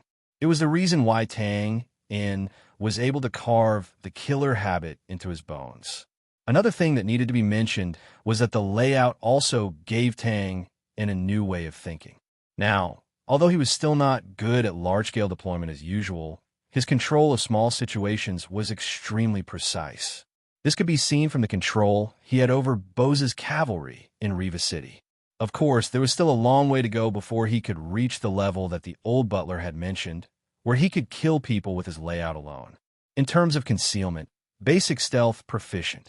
Haste, talent skill, cannot be leveled up. Traverse 10 feet in one breath. Skill duration: 10 seconds, cooldown time. 1 minute, cost 100 blood energy. Phantom, proficient, can be leveled up. Once activated, his figure will transform into thousands of phantoms. Skill duration: 3 minutes, cooldown time. 10 minutes, cost 600 blood energy. Shadow invisibility, beginner. Turn invisible, wander in the shadows. Skill duration: 1 minute, cooldown time. 5 minutes, cost 500 blood energy. Concealment was an assassin's specialty, and it was one of these skills. Haste, needless to say, was a talent skill that Tang En had long since acquired. However, it wasn't very useful now. It was either used for traveling. Otherwise, it could be used together with other skills to burst out in a short period of time. Phantom, on the other hand, was a skill that Tang In often used in battle. It was very confusing and very practical. Now, it had been leveled up to proficient. As for shadow invisibility, it was something that Tang In had recently learned. He used it on a rainy day when he fought against bows. Tang In still didn't have a clue about this skill. The old butler had always said that it would be fine as long as he experienced the feeling of nothingness. But did he have to be so vague and vague? Couldn't he be more practical? In terms of disguise, basic disguise, proficient. Bone shrinking skill, proficient. Thousand faces, normal skill, not learned. The disguise item that Tang Un was making now could be said to be the most coveted item for assassins and thieves in other worlds. According to Jack, this was the craft of making a fortune. Tang Un used the bone shrinking skill very smoothly. Although he couldn't easily turn into a child like the old butler, it wasn't a problem for him to turn into an ordinary dwarf. Moreover, this skill wasn't only suitable for disguise. It could also be used to turn danger into safety in battle. As for Thousand Faces, it was one of the few skills that Tang Un could learn but didn't practice. The bone shrinking skill changed the bones of the body, while Thousand Faces could change the face and head. When it was fully mastered, he could instantly turn into a complete stranger, just like the face changing in the Sichuan opera of the future. However, Tang Un already had the ability to make disguise items, so he didn't spend any time practicing it. Of course, there was the most important point. This was a complicated brain that could change parts. It wasn't like the body that could be changed with a click. Danger, pain, and so on made people shudder. Moreover, even if he mastered it in the space, Tang Un might not dare to use it in the real world. After all, if he wasn't careful, there was a high chance that he would become cerebral palsy. Killing skills, basic, long and short bow, proficient. Dagger, transformative stage. Random flowers, proficient. The dance of the dagger, the blooming of the bloody flower. Cooldown time, 30 seconds. Consumes 900 blood chi. Empty kill, proficient. The moment the assassination target raised his head, the Grim Reaper's scythe descended. Cooldown time, 1 minute. Consumes 1000 blood chi. Storm mastered. Unbridled whirlwind and thunder, violent cleansing of the universe. Cooldown time, 1 hour. Consumes 2000 blood chi. Dagger was Tang Un's most commonly used attack method, and he practiced it the most. Therefore, among all the basic skills, Dagger was the highest level, reaching transformative stage. Random flowers and empty kill were also very handy for him now. When he encountered a strong enemy, he basically relied on them to support the situation. Tang Un loved and hated Storm at the same time. He loved it because it was indeed a powerful attack method, and under certain circumstances, it could even turn the situation of a battle. As for his hatred, it was not only because this move hurt others and hurt himself, but also because every time Tang Un used this skill, it meant that he had to take a stroll on the edge of death. In fact, this was exactly the case. He used it a total of 5 times. The first time was when he had just learned it, but before he could successfully use it, it was casually broken by Xiao Weian. The second time was when he forcefully saved a little girl from a rain of arrows in the valley, and as a result, he vomited blood and returned. The third time was when he faced the terrifying stinger of a killer bee, and he had to flee in a sorry state with several needles in his body. The fourth time was when he faced a pincer attack from many soldiers while fleeing from the grasslands, and the result was internal and external injuries, and he was unconscious for 2 days and 2 nights. The fifth time was not long ago, when he faced a sneak attack from Board's group at the original base, and in the end, he was seriously injured again. This was not a powerful skill, but a portable trigger bomb. Status: heart like still water. Talent skill cannot be upgraded. Allows the body to quickly recover calm. Immune to most negative statuses. Skill duration: 30 minutes. Cooldown time: 3 hours. Consumes 100 blood chi. Killing intent: proficient. Killer's will: the target's nightmare. Can be used to deter and track. Consumes 30 blood chi per second. Ghost body can be upgraded. Holding the Shuro weapon, crush 3,000 killing fields. Skill duration: 5 minutes. Consumes 3,000 blood chi. Obliterate conscience. Normal skill, not learned. Status. This was the skill tree that the old butler had the highest evaluation. However, Tang In did not think much of it, and even faintly feared it. Heart like still water, needless to say, was the first talent skill that Tang In had obtained, but later on, it became completely useless. Tang In's hands were already stained with blood, and he had killed people like scything flax, so he did not need it to adjust his emotions. Killing intent, this was the skill that Tang In did not dislike the least in the status skill tree, although it also seemed to be useless. This was because it could only be used against targets with low strength. Ghost Body, TSK. Tang In was wary of this skill. So far, he had only used it once, and after watching the movie-like replay, he did not hesitate to throw it into the cold palace. It was not that this skill was not powerful, but on the contrary, after using Ghost Body, all of his statuses were almost doubled.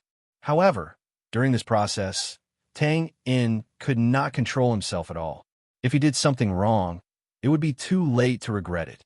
Moreover, the sequela of this skill was quite serious.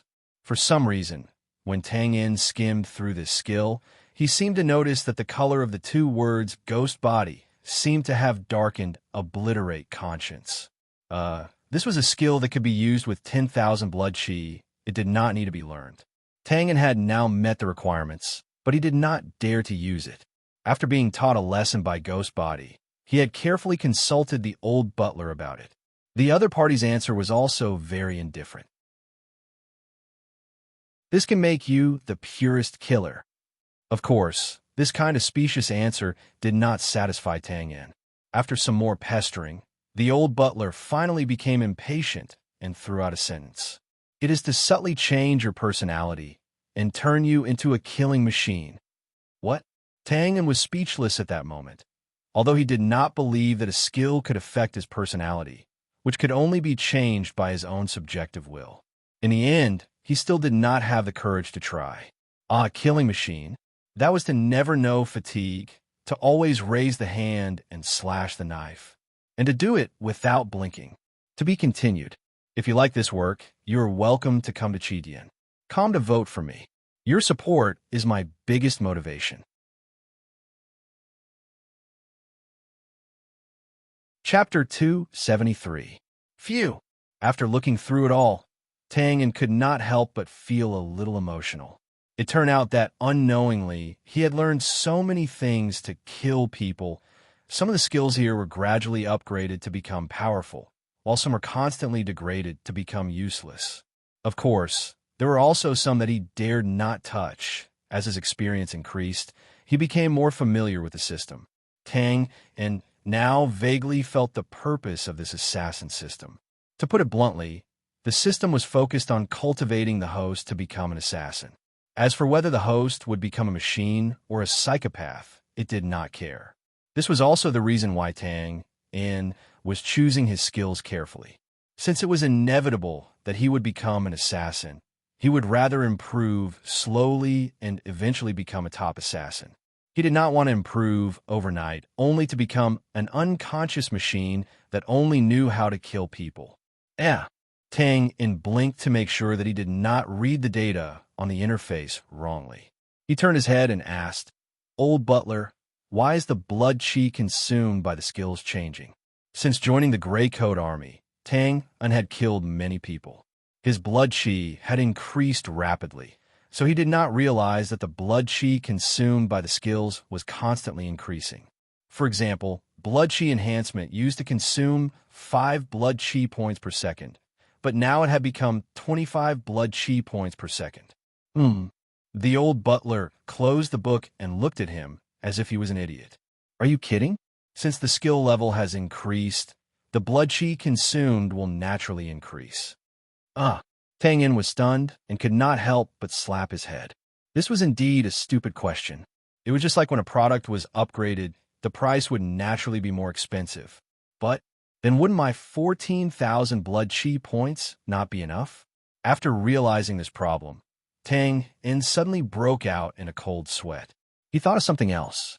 If the battle in the past dragged on for a long time and then suddenly ran out of blood chi would automatically replenish itself in the wee hours of the morning. In addition, was an assassin and always acted quickly, so he had not carefully planned a battle for a long time.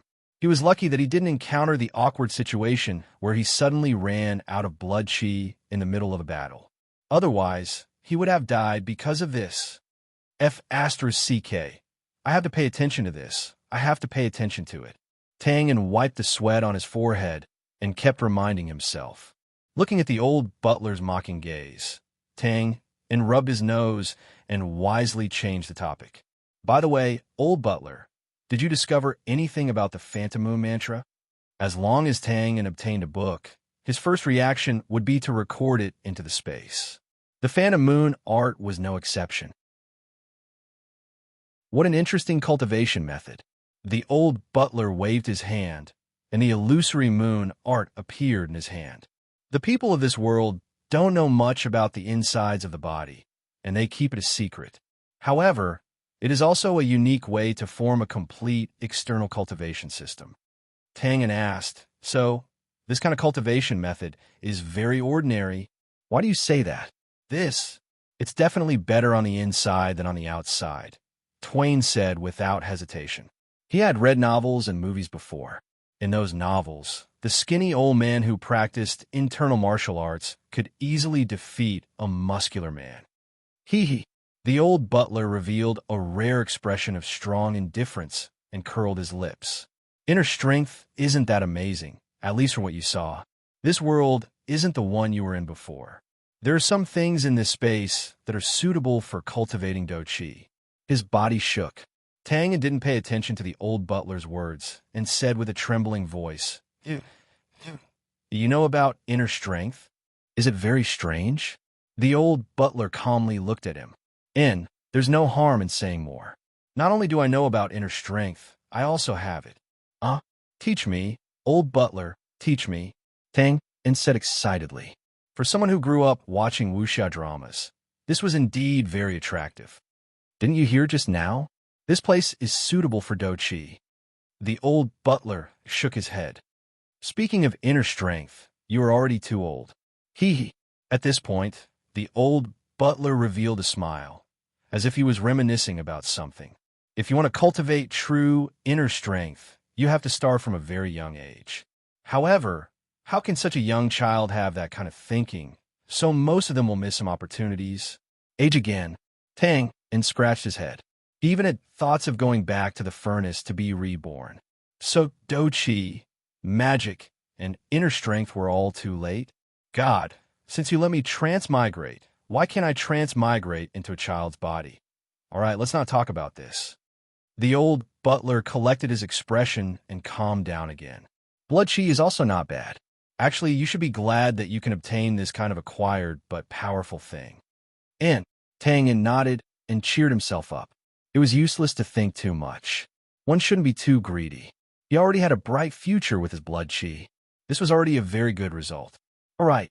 The old butler reversed the illusory moon spell and pointed at the damage page. This should have been torn off by someone not long ago. A what? Tang was stunned and shocked.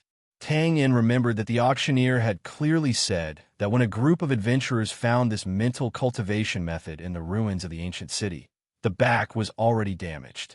Could it be a scam? No. Tang quickly rejected this idea. If the back was intact, the auction house wouldn't sell it all. That group of adventurers. Tang quickly confirmed the suspect. This was the most likely situation. If the other party was an Earth Stage warrior, there was no need to look at the front content. They only needed to refer to the back. However, thinking of this, Tang couldn't help but feel a little discouraged. This was because when the auction house accepted something, they wouldn't ask for the other party's name at all. And the other party only needed to wear a mask to cover everything. I'll find time to check. No matter what, Tang made up his mind. It was fine if he didn't know about this matter, but since he knew, there was no reason to give up so easily. The old butler saw that Tang was lost in thought and didn't pay attention to him. He reached out and tapped on a screen. This is the next stage of little Carol's training plan. Tang In gathered his thoughts and looked up at the well-organized plan. He couldn't help but raise his eyebrows and say meaningfully, "Old butler, you seem to value little Carol a lot." It was undeniable that what flashed through his mind now was indeed something like Grandpa Chow and the little lowly. Naturally, there was a basis for thinking like this because little Carol's training plan was also planned by the old butler. However, he could joke like this because Tang Yin's relationship with the old butler was not as stiff as before. The system was the system, and the old butler was the old butler. Tang Yin had previously blamed the old butler for the infuriating missions issued by the system. Now that he vaguely understood the relationship between them, he naturally eased up. The old butler didn't seem to understand the meaning of the words, or he heard it, but was too lazy to pay attention. Little Carol has great talent. I can be patient with you, so why can't I value her? Revenge. This is undisguised revenge. This clearly meant that his talent was not as good as little Carol's. Tang Yin decided to fight back. Then why don't I see you being so concerned about the other members of the gray space? Oh, the old butler calmly glanced at Tang Yin. Wasn't I the one who gave you their training plan? Tang Yin touched his nose and wanted to say that it wasn't like that. There was obviously a big difference in the level of detail between the former and the latter's plans. However, he had already taken someone else's things for free, and now he was blaming the other party for not being generous enough. How could he say such shameless words? Actually, I'm also a little curious, the old butler continued. Why haven't you taught them yet? Tang Yin opened his mouth in surprise. Teach them what? Skills. Although they don't have the help of blood energy, why don't you teach them some skills that can be done by hand? Don't forget, they also have fighting energy. Tang Yin opened his mouth and stood there in a daze. The old butler's indifferent words were like a bell ringing in his mind. Yes, why don't you teach them? Things like ghost body and peeping couldn't be taught, but some skills like chaotic flower, air kill, storm, etc. that could be learned by hand and body coordination, why don't you teach them? Most of the members of the gray space had fighting energy. Although there weren't so many special effects, they couldn't reach the effect that Tang Yin could use. However, fighting energy itself was a kind of power representing a special effect. Of course, there was no problem at all in learning skills. Tang Yin's mind was a little confused for a moment, and he couldn't come back to his senses. The reason for this was actually easy to understand. There was only one assassin system space, and the two sides cultivated completely different systems. Therefore, Tang Yin didn't realize that others could also learn system skills. So you really didn't think of it. The old butler looked over faintly and sighed with a more meaningful attitude than Tang Yin just now. The tone was dull and meaningful, and the words stopped there. However, the contempt, ridicule, and other negative meanings contained in it made Tang Yin want to vomit blood. This was the real naked revenge. Oh no, this was a two-hit combo. With a red face, Tang Yin began to argue unreasonably. You didn't say this. You didn't ask either. Also, I thought you knew. Thought you knew. This time it contained regret, disappointment. Okay, this was a three-hit combo. I suddenly need to pee. I'll go first. Tang Yin decisively used the pee escape method and was about to silently exit the system. All right. At this moment, the old butler suddenly said, collect more fighting energy cultivation methods in the future. For what? Tang Yin put down his right hand that was about to bow and asked curiously. Participate in it. When you have nothing to do, think about the fighting energy circulation channel. The old butler said it very casually, but in Tang Yin's ears, it was undoubtedly a wonderful sound, and he was overjoyed. He also knew a few fighting energy circulation channels, which were obtained by Bess after a series of perverted experiments. Its value is needless to say. Its practicality was absolute, which could be seen from the soaring fighting energy cultivation of David and the others. Now, the old butler said that he wanted to continue this work. Although it was just a matter of thinking about it, Tang Yin, who was familiar with the old butler's character, naturally knew what this meant. It was almost a done deal. Okay, no problem. Even if I have to snatch it, I'll snatch a basket for you. Tangen's tone was very resolute and decisive, and then he bowed. "Thank you, old butler." The old butler shook his head lightly. "No need, in this way. Presumably someone won't say that he doesn't care about others." Tang, and opened his mouth. A 4-hit combo.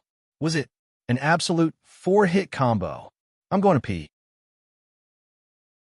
With a whoosh, Twain's figure turned into nothingness, and he disappeared directly from space. Pain? That was nothing. Compared to the old butler's plain words, which made people vomit blood, this was trash. To be continued. If you like this work, you are welcome to come Chidian. Come to vote for me. Your support is my greatest motivation.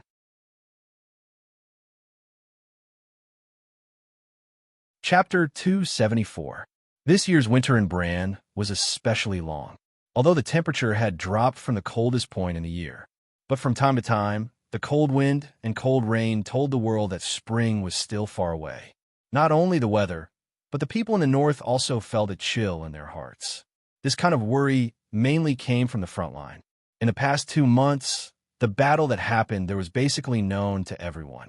The Northern Wilderness Tribe's attack this time was obviously not like the previous year's attack, where they would leave after plundering some food.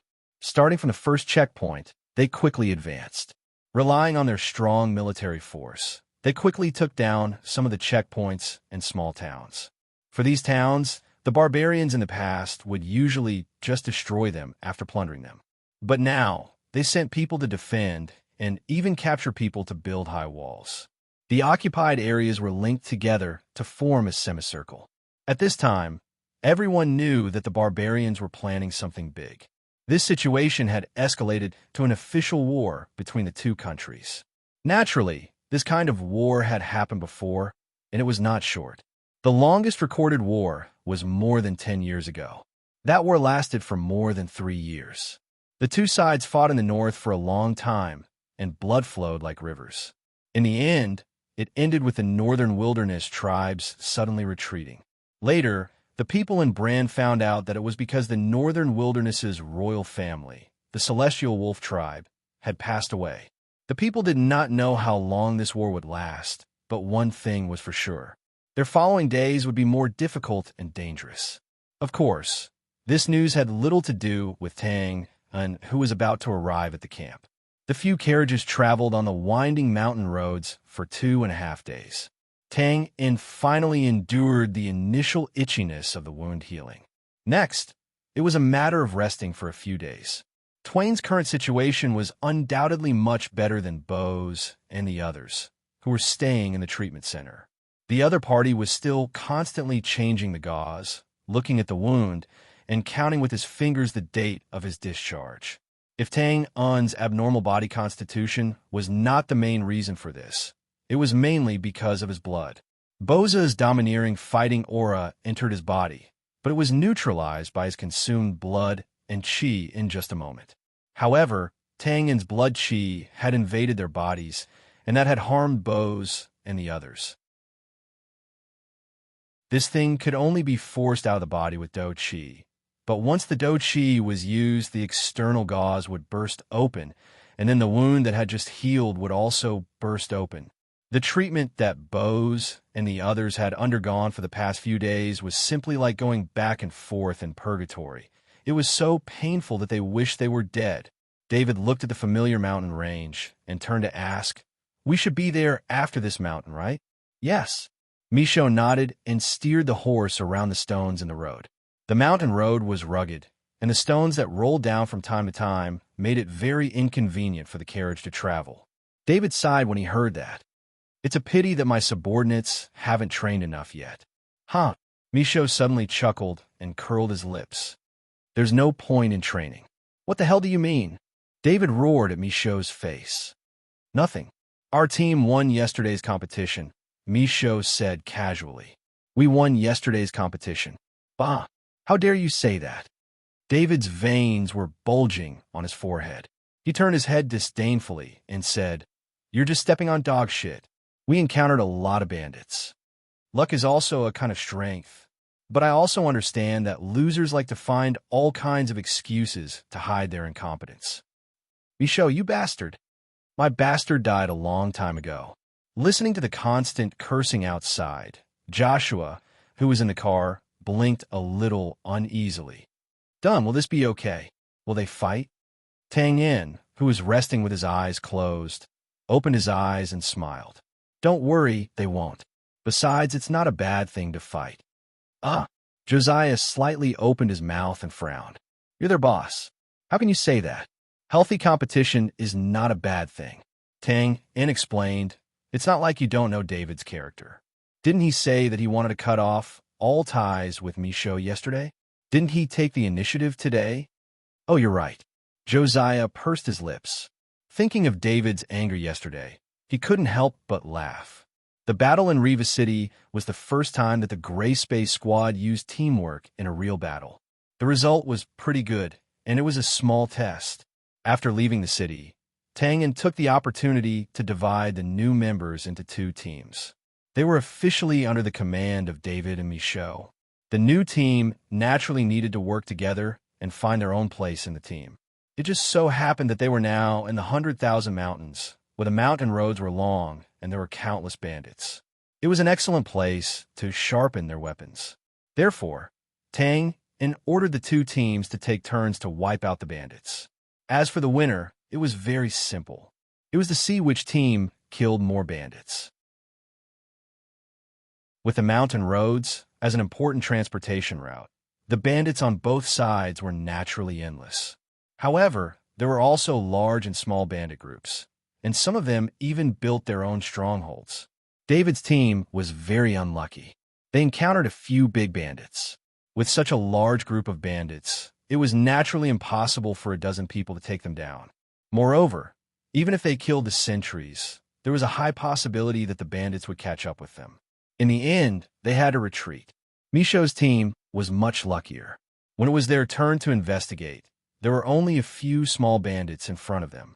After clearing the sentries, they hid and surrounded the bandits. Then they picked up their crossbows and shot. After chatting for a while, Josiah suddenly said firmly, Tang, when we go back, I will persuade Aunt Rosa to continue the city promotion plan. Okay, that's it.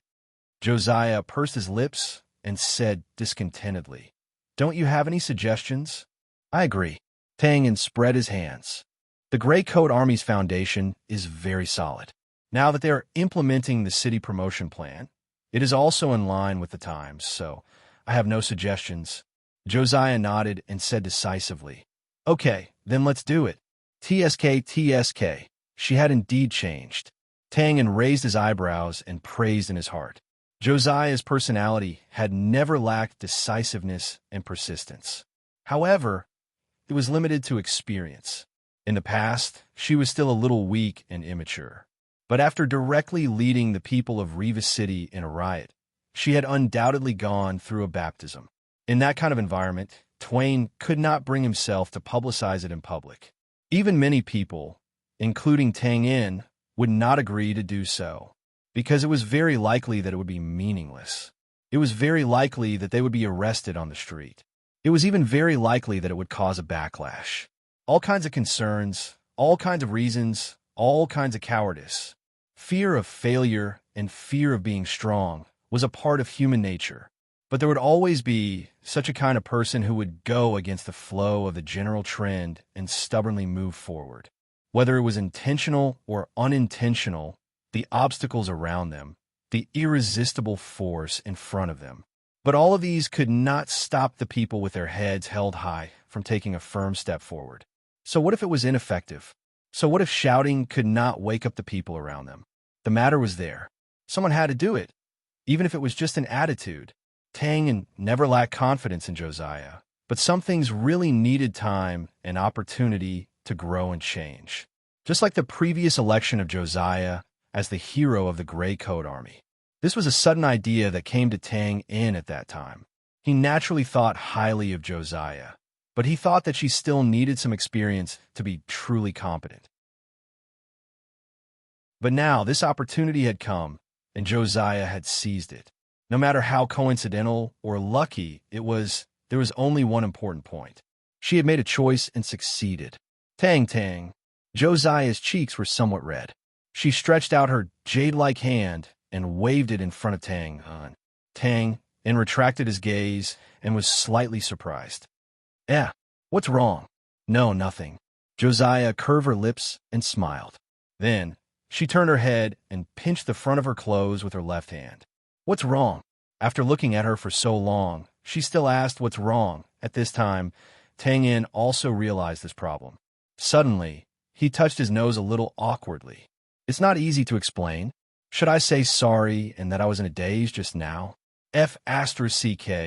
Even if there was a screw loose in the brain, he would know that he could not say that. Although the atmosphere was somewhat strange, fortunately, there were two people who were still arguing outside, so there was no awkward silence. Damn it, get out of the car and let's fight one-on-one. See if I don't chop you to death with my whirlwind slash. David was obviously not good at talking. In his anger, he decided to fight. Who's afraid of who? But are you sure you've mastered whirlwind slash and not dizzy yourself? Why do you care so much? Just fight. David's tone was obviously a strong one. Then forget it. You don't dare, right? Yeah, I'm really afraid. I'm afraid that you'll accidentally hurt others. Wah.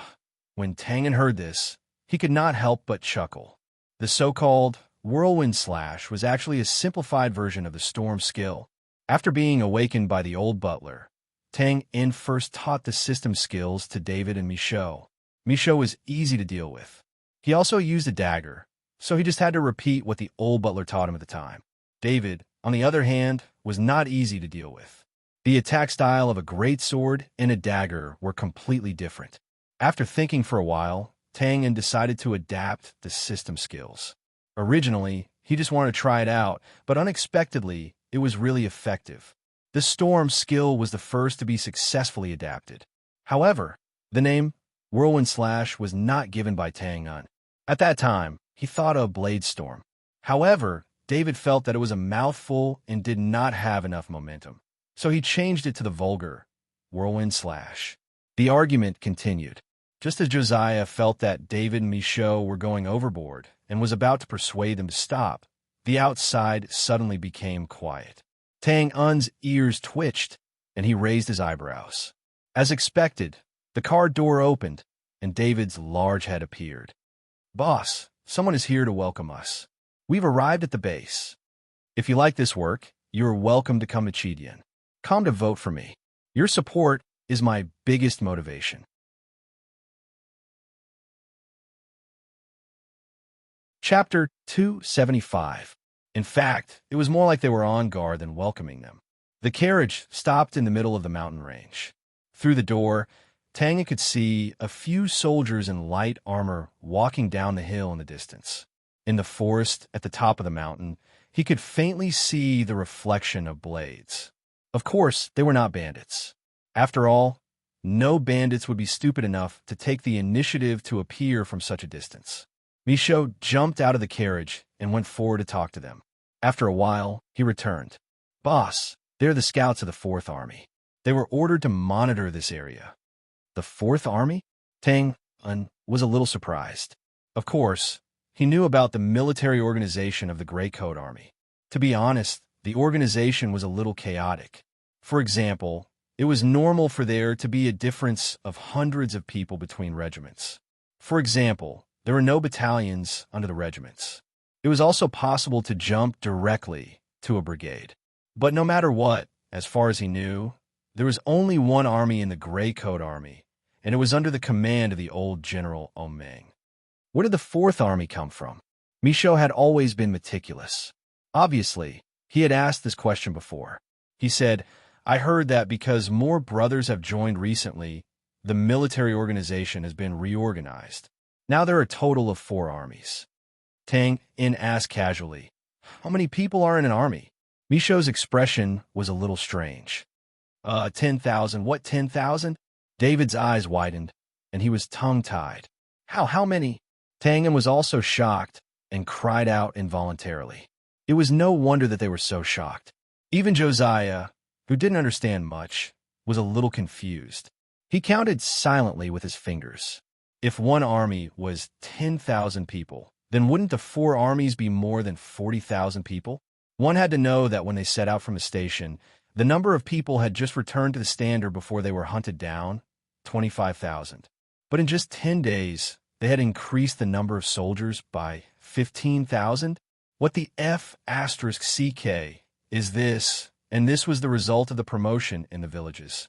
If they spread it to the cities later, Josiah's mind was a little messy, and his thoughts were a little messy. However, there was one thing that she was sure of, and that was that spring seemed to be coming for the Gray Coat Army. The future was bright. After being stunned for a long time, Tang was the first to come back to his senses. He took a deep breath and slowly exhaled, calming his shaken heart. Although this result was unexpected, it was actually within reason. Most of the lords and knights were warriors who had performed meritorious deeds. After they retired, they were conferred titles by the empire and lords. This kind of title could not be inherited. It was a one-time deal. Therefore, after they took control of a place, what they did was to constantly plunder and accumulate wealth. Correspondingly, the people in the villages and towns were naturally the most oppressed. Now that they saw a resistance organization, they naturally joined in. Tang rubbed his nose and sighed. From a certain point of view, the rule of the nobles in the empire was going downhill, even without the Gray Coat Army. In the long run, there would also be Green Coat Army, Red Coat Army, and other similar organizations that would constantly rise up to resist. But no matter what, judging from the current situation, the Gray Coat Army's recruitment speed was truly frightening. With this kind of inexplicable shock in his heart, Tang's carriage set off again. Along the way, there were still many scouts coming out to check. The storm caused by Tang and the others killing a large number of lords and knights had not yet passed. In addition, the military supplies were constantly being looted. The lord's soldiers were still outside, constantly clearing out the bandits. The Gray Coat Army was now in a period of rapid development. Naturally, they could not let these things affect the overall situation. Therefore, even though they were more than 10 miles away from the encampment, there were still a large number of scouts spread out to keep watch. After half an hour of walking and stopping, Tang and the others went around the mountain range and turned into a hidden path. When they came out, the buildings in the distance came into view. First, there was a black-gray city wall that stretched for several miles. Although it could be seen from the corners and gaps at the top that many had not yet been repaired, this did not affect its majestic appearance at all. On the contrary, because of the ant-like figures on top, it looked even more majestic and tall. The pale white sunlight, the dark metallic luster, and the city gate that was wide open in the middle. In the eyes of Tang and the others, this was not a city wall. It was clearly an ancient giant beast that was crawling, and it was even opening its mouth. Josiah, David, and the others raised their heads and looked into the distance in a daze. For a moment, they were stunned on the spot. Tang's feelings were even more complicated. As a modern person, he was used to seeing all kinds of extraordinary and creative reinforced concrete buildings. After transmigrating to a different world, he had also seen many exquisite and gorgeous noble manors and castles. He had thought that he was already considered experienced, but this unfinished city that was purely for military purposes still shocked him inexplicably. There was even a faint sense of awe. Such a huge thing was actually completed by a group of insignificant human beings. From the moment this city was built, it was destined to constantly experience the flames of war. Therefore, under the agitation of his emotions, Tang seemed to see such a scene in front of his eyes. Rows of soldiers carrying ladders madly rushed to the city wall, and the people on top relied on the advantage of the height to rain arrows down. Among them, only the cold city wall stood still, quietly watching all of this, allowing these insignificant creatures to use their blood to change into new clothes. Cough, cough. After clearing his throat, Tang's voice was slightly hoarse. "Let's go." Josiah and the others finally came back to their senses and looked at each other. The atmosphere was a little solemn, and the carriage set off again. As they gradually approached the city wall, the solemn atmosphere slowly dissipated and was replaced by waves of excited discussions. Everyone naturally had reason to be happy, because this was their city. In the future, it would be like a barrier that would always protect them. In just a moment, the carriage arrived at the city gate. Up close, it was a bustling scene. The people of the Gray Coat Army were chanting as they carried pieces of logs and boulders up the city wall. There were specialized people there to guide and disassemble these things, or to put them down. "Hey, Miss Josiah is back." "Hello, Miss Josiah." When they arrived, some people also recognized Josiah and waved to greet him. Of course, there were more unfamiliar faces, but they must have heard of this name before. They also learned to wave and take off their hats to greet him. Josiah seemed very excited. His eyes were slightly red, but his smile never faded as he constantly returned the greetings. As more and more people greeted him, he finally simply bowed in all directions. As for Tang, In, and the others, they were completely reduced to supporting roles. Although there were many people here who knew them, after all, they were heroes in the past. However, due to the influence of the subsequent events, it was inevitable that they gave people a feeling that it was not easy to get along with them. "Say something," Tang, In suddenly said to Josiah. The surroundings were too noisy. Josiah turned his head in confusion. "I mean, you should say something to them," Tang In repeated loudly. Josiah was stunned. Then he looked at Tang In's constantly hinting eyes and pursed his lips in realization. He looked around at the lively crowd and hesitated for a moment before he turned around and stepped on the roof of the carriage. The intention of Tang In's action was very simple. Since Josiah was the future hero of the Gray Coat Army, such a scene should not be missed. There were a large number of familiar and unfamiliar people here, so it was necessary to leave an impression. Then, after her actions in the city spread, her reputation would definitely rise to another level. Josiah, who dared to promote in front of thousands of unfamiliar citizens, naturally did not have stage fright. He bowed and pressed his hand slightly. Like a conductor of an orchestra, the surrounding voices immediately became much softer and quieter. "Hello, everyone. I'm a leader of the publicity department. My name is Josiah." Pointing at the city wall beside him, Josiah's smile was very bright. "First of all, I have to thank you. Thank you for building this extraordinary and far-reaching city. It will be the first strong fortress of our Gray Coat Army and our warmest home. Thank you." He bowed straight, and his golden brown hair hung down. Clap, clap, clap. Amidst the thunderous applause, everyone held their heads high, their faces filled with pride. Maybe some of you don't know, when I left here more than 10 days ago, the city wall was not like this. Josiah nodded his head and made a playful expression. While at that time, it was full of holes like cheese that has been left for a long time and has been corroded. Oh, forgive me, I really haven't eaten cheese in a long time. Come to Annie tomorrow. Annie will make it for you. Tang In raised his eyebrows and looked at Josiah, who was completely acting as himself but could naturally drive the emotions of the crowd. He secretly gave him a thumbs up. If you compare yourself to others, you'll die. If you compare goods, you'll throw them away. Some people often went on stage and carefully prepared a long speech. They spat out lotus flowers, exhausted their saliva, and even shouted themselves hoarse.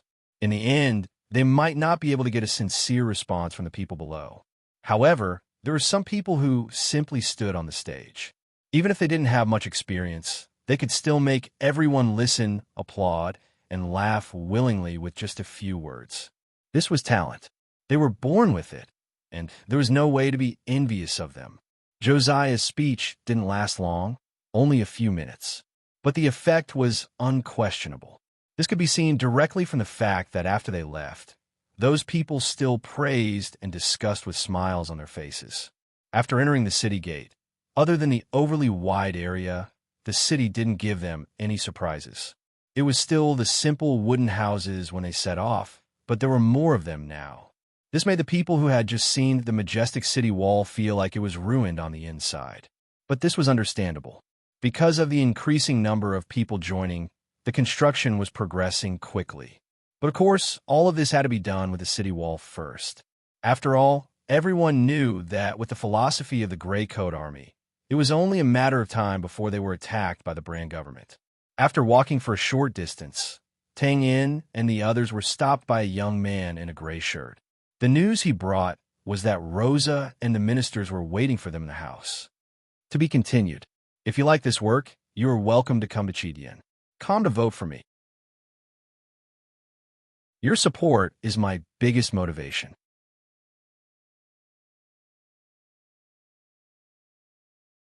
Chapter 276. The interior of the city wall was much larger than when Tang In and the others had set out. Rosa's hut was also not where it used to be. It seemed to have been moved to the rear. That's the residential area, the barracks. A square will be built here in the future. I hope that the statue of the leader can be erected here. Oh, of course, Miss Josiah's statue is fine too. The area behind has been reclaimed.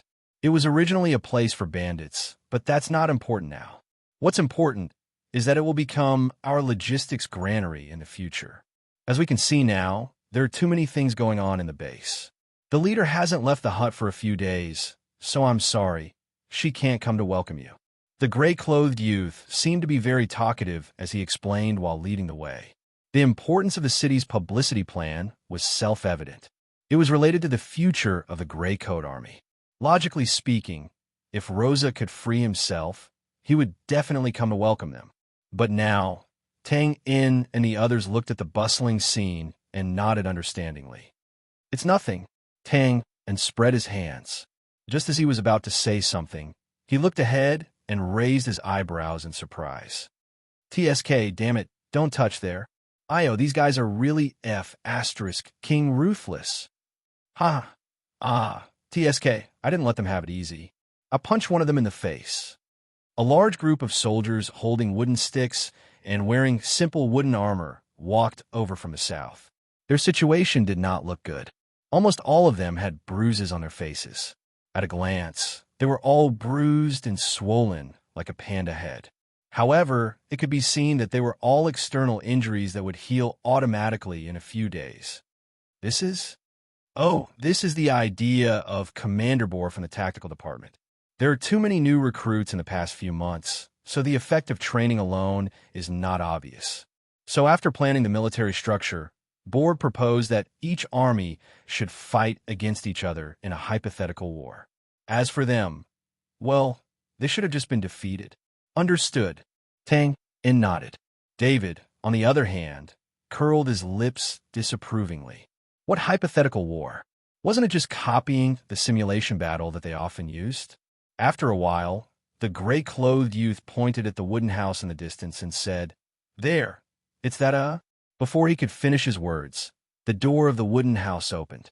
Luo Sha and several other ministers walked out and stood in a row at the door, smiling as they looked over. It was obvious that they were welcoming their return. Aunt Luo Sha, leader, seeing this, Josiah, Tang In, and the others couldn't help but feel a little moved. They hurriedly stepped forward and saluted. The Gray Coat Army's words were not empty. Now that the Gray Coat Army was about to expand, Luo Sha and the others were naturally very busy. His actions had reached the extreme, which meant that he hadn't forgotten about them. Our little Rosa is back. Everyone, let's welcome him.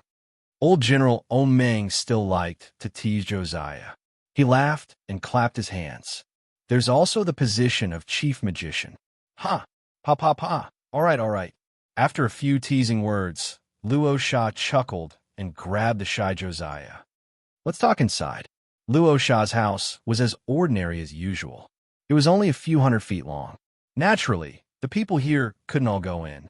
In the end, only Tang In, Josiah, David Michaud, and the 3 leaders of the publicity department went in. Not bad. Luo Sha led Josiah to his seat and chuckled. Well, nothing has changed. It's good that you're back. Even if they hadn't tried it before, everyone here knew the difficulty of publicity in the city. Unlike the villages, the city was the foundation of the brand's noble class. Naturally, the defense there was tight. It was normal to be caught accidentally. So when he saw Josiah and the others return safely, Luo Sha was very happy. Of course, this sentence also contained a layer of protection. It was good that they were back. How the matter was done was secondary. After a few words of greeting, they finally returned to the main topic. Everyone looked at Josiah. The publicity in the villages was effective. Now it was time to see the potential of the city.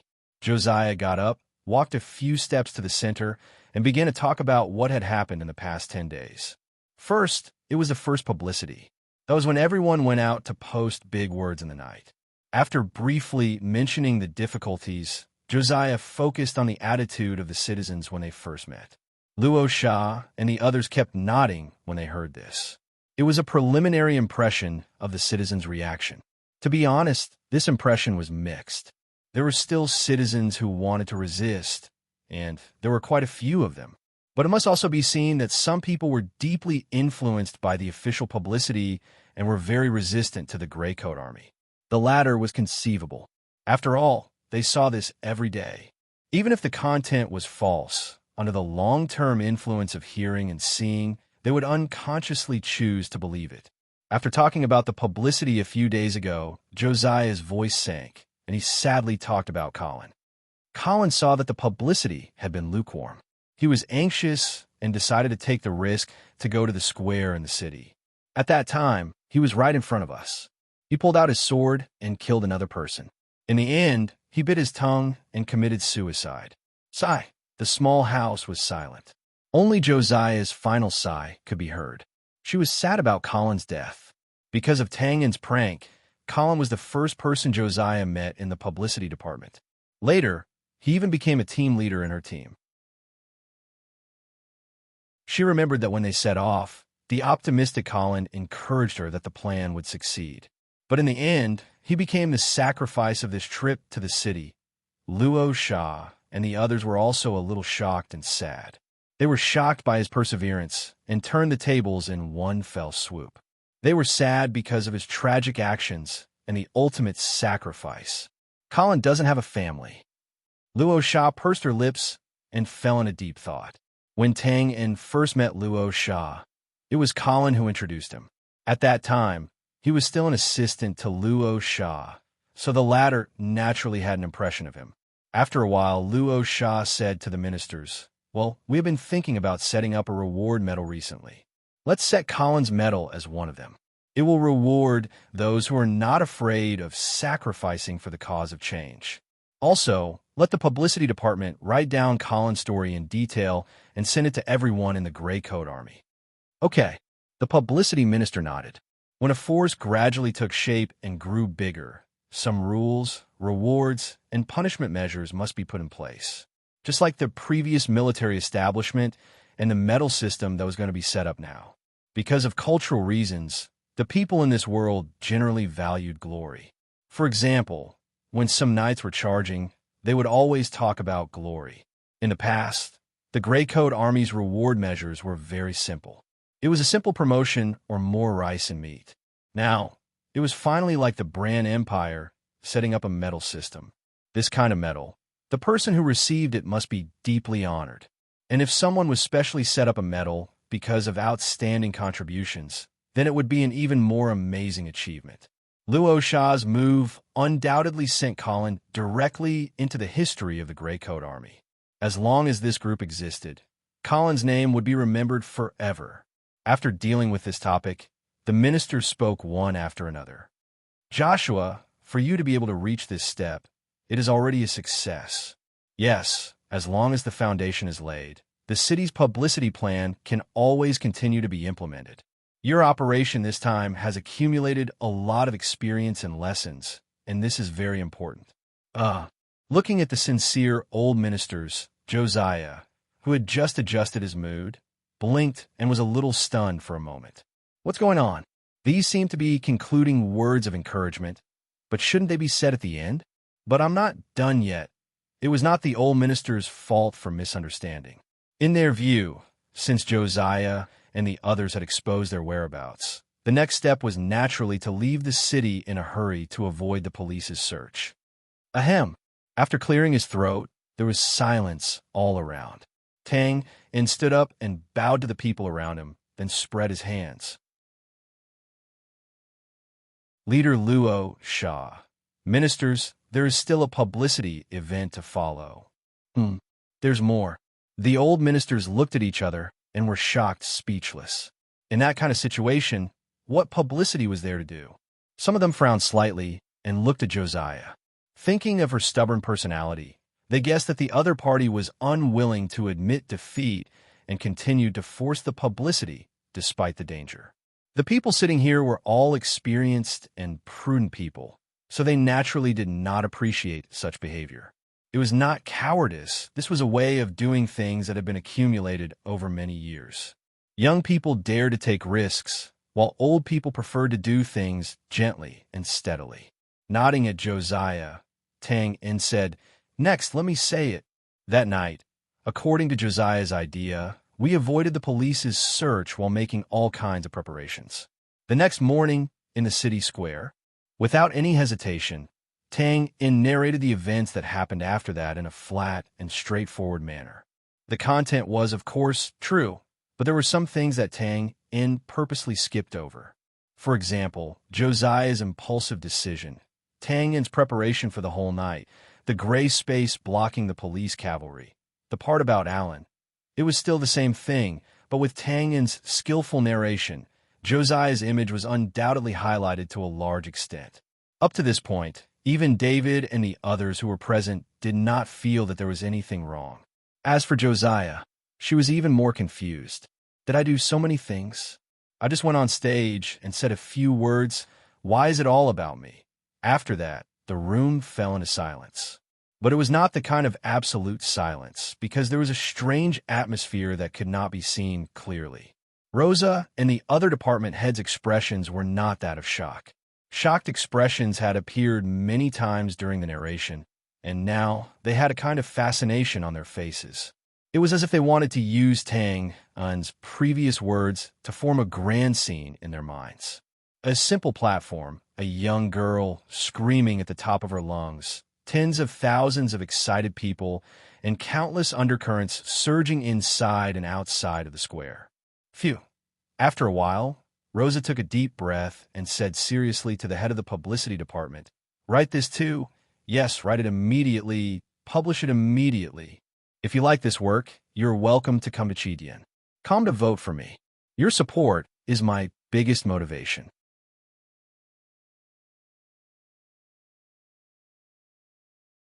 Chapter 277. Most of the things in the world were only about the results, not the process. No matter how casual Tang In was, the way Josiah chose to do things in the city square was not appreciated by some of the old ministers. But when the results came out, all of this was for naught. There were many ways to reach the destination, and arguing about which one was the closest was not very meaningful, because the winner would be the one who reached it in the end. Josiah had succeeded, and the effect was even better than expected. She let everyone see how strong the resistance was under the surface of the citizens' forbearance. And this was what Rosa and the others valued, because it meant that the concept of the Gray Coat Army was very promising. Praise was everywhere. When the results came out, people often turned the cause into the cause. Previously, they secretly said that she was too young and impulsive, but after saying it out loud, she became young, aggressive, adventurous, and so on. It could be said that these old ministers used to call Josiah Little Rosa, which was more or less a joke. Yes, Josiah's contribution was great, especially the big character poster plan. But don't forget when this title came out. They knew everything that happened at the negotiating table before, and the manipulation behind those rumors. But now, after this battle, they looked at Josiah seriously, even solemnly. Not to mention anything else, under such circumstances, how many people would really dare to stand up? Tang In and Rosa were the most happy about this change. The matter of erecting the Gray Coat Army hero was Rosa's own plan, and she did not discuss it with others. Later, she told Tang In and Josiah one after another. It became a little secret among the three of them. She did this not because she did not trust others, but because there was only one hero, and this glory was something that everyone wanted. Now, although the people here liked Josiah, when it came to benefits and glory, it was hard to guarantee that no one would have any other thoughts. So, although Bosk and the other ministers had vaguely guessed the hero plan, they did not know the inside story. Now, they were only praising Josiah's ability because of these great contributions. And this was exactly what Luo Shah wanted to achieve. When Josiah silently pushed his reputation to the top, he would naturally become the hero of the Gray Coat Army. By then, no one would be able to object. Of course, this was only Tang Un and Luo Shah's rough plan. It was still too early to think about it. When the praises finally died down, Josiah suppressed his excitement and proposed to continue the city's publicity plan. The result was self-evident. It was a unanimous vote. However, the head of the logistics department was a little conflicted. As the number of people kept increasing, the logistics department was under a lot of pressure. If they waited for the people from the city to join in, the old minister was at a loss recently. Since when did the Gray Coat Army have to worry about having too many people join? Josiah had the most right to speak about the city's publicity plan. She had been prepared for this for a long time. She proposed to set up a hidden spot in the city first, and then slowly develop the strategy. Naturally, a public speech like the one in Riva City Square could not be held again. That time, there was a large degree of luck involved. The Gray Coat Army originally had secret organizations in many cities responsible for collecting information. However, previously, they mainly collected information about whether there was an encirclement or not. Therefore, the functions of these organizations were very simple and low-level. They did not form an efficient whole at all. Some places did not even have such organizations, such as Riva City.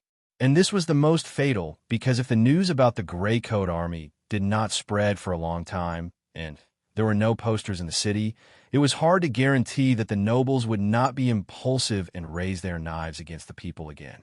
There were also more posters that were suitable for the people who were more cultured and had higher levels of literacy. After discussing bits and pieces for a while, David secretly yawned countless times, and the report finally came to an end. It did not end naturally. Instead, it was because an officer came to look for old General Omeng. He seemed to be reporting about some hypothetical war. Losha also knew that now was not the time to discuss this, and there was no need for so many unrelated people. So he simply put this matter aside and let Josiah and the others, who had just returned, rest first. Tang and dragged Josiah, who was still unsatisfied, out of the door. His ears twitched, and he heard one rough and one soft breathing behind him. Needless to say, it was David and Michaud. They were not interested in this kind of thing at all. At this moment, with a cry of surprise, Tang felt a black shadow pounce on him, and then a warm, jade-like body fell heavily into his arms. Of course, Tang knew who it was. He touched the soft hair of the other party and smiled. "Ha! Little Carol, did you miss Brother Tang in?" "No," she answered straightforwardly, but her two small arms were still tightly wrapped around Tang's neck. She complained, "You didn't even bring me to the city to play." Tang touched his nose slightly awkwardly. There were too many variables and dangers on the trip to Riva City. Therefore, Tang did not bring little Carol, but entrusted her to Fry and the others. Turning his head to stare at David and Michaud, who were snickering behind him, Tang waved his hand and greeted, "Greetings, Brother Fry. Sorry to trouble you. Brother Tang." Fry, who was standing not far away, waved his hand with a smile. "What are you talking about? I'm Carol's uncle." Tang patted his forehead. "I misspoke. I'll buy you a drink later to apologize." "Haha, that's great. I'll go and call some of my old buddies." Fry laughed heartily. "Don't be so cruel." Tang scratched his head helplessly. Fry and the others were really good at drinking. Even that skinny monkey, who looked like a bamboo pole, could easily put him down. "Boss, it's okay. We have more buddies now." David, who was worried about being caught laughing, reminded him attentively. "Yes." Tang's eyes lit up. There were now more than 40 people in the gray space, while Frey's gatekeeping team only had 20 people. The advantage was obvious. He immediately nodded and waved his hand generously. "Then let's do it. Let's go now." "Are you sure?" Fry looked at him with a smile. Tang subconsciously felt that something was wrong. Little Carol in his arms was also secretly pulling his hair to remind him. Before Tang could go back on his word, Fry laughed loudly. Huh, you said it yourself. By the way, I forgot to tell you. I've been promoted recently. I'm now a squadron leader. I don't have many subordinates, but I can still gather 60 or 70 of them. Brother Tang Yin, you're so stupid. Little Carol pouted and whispered. Damn. Tang Yin's vision went black, and he was about to fall. After coming back to his senses, his first reaction was disbelief. Brother Fry, you're not bragging, are you? Have there been any battles recently? This suspicion was, of course, well-founded. Under normal circumstances, warriors could only be promoted if they killed enemies on the battlefield. Battles? That's every day. Brother, I made a few small contributions in the imaginary battle, so... Fry curled his lips and revealed a deep smile. F***, I forgot about that. Tang Yin touched his forehead, knowing that he couldn't avoid it. He sighed, Isn't this my own fault? David on the side also opened his mouth wide, then rolled his eyes and said, boss, I suddenly remembered that there's still something I haven't done. Don't even think about it. Tang Yin refused without hesitation and casually pointed to the members of the gray space. What are you looking at? You all want to go. What a joke. If he died, of course everyone would die together. The surrounding area was immediately filled with wails, and then everyone looked at David, the initiator of this, with resentful eyes. The latter shrunk his head and obediently retreated behind Michaud. At this moment, a voice sounded. You're Fry? Fry from the spear formation breaking team? Fry was stunned, then turned his head and saluted. Hello, sir. The one who spoke was the senior officer who went to report to old General Omeng. He took a step back and pursed his lips. I can't accept the salute of the famous spear formation breaking team's captain. Tang Yin furrowed his brows. Such a tone was rather unpleasant. Sir, you must be joking. Frey's expression didn't change. I'm just a squadron leader. Of course I have to salute you when I see you. The senior officer narrowed his eyes. So, sir, you're going to return the salute now? The Gray Coat Army did have such a rule. After the subordinates saluted, the senior officer had to return the salute. Of course, this was not mandatory. After all, after old General Omeng entered the barracks, just the guards returning the salute would take a lot of time. No, this is the sir's freedom. From what you're saying, it sounds like you're not convinced. Sir, you misunderstand. The more Tang Yin listened, the more upset he became. He turned his head and asked, Carol, do you know what's going on? Little Carol nodded. I know. Uncle Fry has recently defeated a lot of people. Listening to Little Carol's explanation, Tang Yin finally understood what was going on. After the implementation of the new military organization, Fry and the others were assigned to the Fourth Army because they were new recruits. Recently, because of the imaginary war, the various legions were competing fiercely. Although it was just a drill, everyone wanted to win. The various legions attached great importance to such a confrontation, secretly mobilizing troops and generals. And among them, the Fourth Army shone brightly, winning more than losing. The main reason for this was Frey's spear formation breaking team. In every confrontation, they were always the first to open a gap and form a partial breakthrough. In this way, the other party had no choice but to transfer soldiers from other fronts to resist, to prevent them from rushing straight to the headquarters.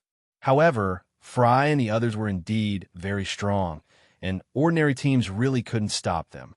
In the end, the other party could only transfer soldiers again. This repeated, and the military deployment was completely disrupted, so it was natural for them to lose. In a dignified confrontation between a regiment and even a division, in the end, the outcome was dominated by a small team. This made people feel depressed. The high-ranking officer in front of him had undoubtedly suffered this loss before. I heard you say drinking just now? Since when were the Gray Coat Army soldiers allowed to drink as they pleased? Perhaps because he couldn't find a way out, or because he couldn't find a loophole in his words. The high-ranking officer recalled the words he had heard just now and immediately questioned. Before Fry could answer, Tang Yin narrowed his long and narrow eyes and stepped out. I was the one who asked him a drink. Why? Do you have a problem with that? To be continued. If you like this work, you are welcome to come to Chidian. Come to vote for me. Your support is my biggest motivation.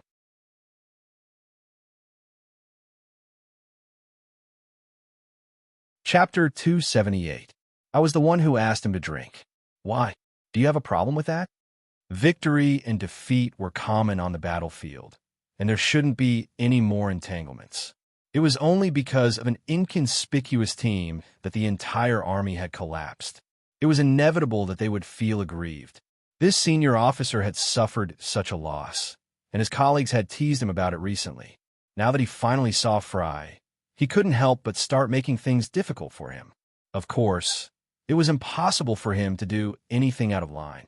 At most, he would just embarrass Fry and vent his anger.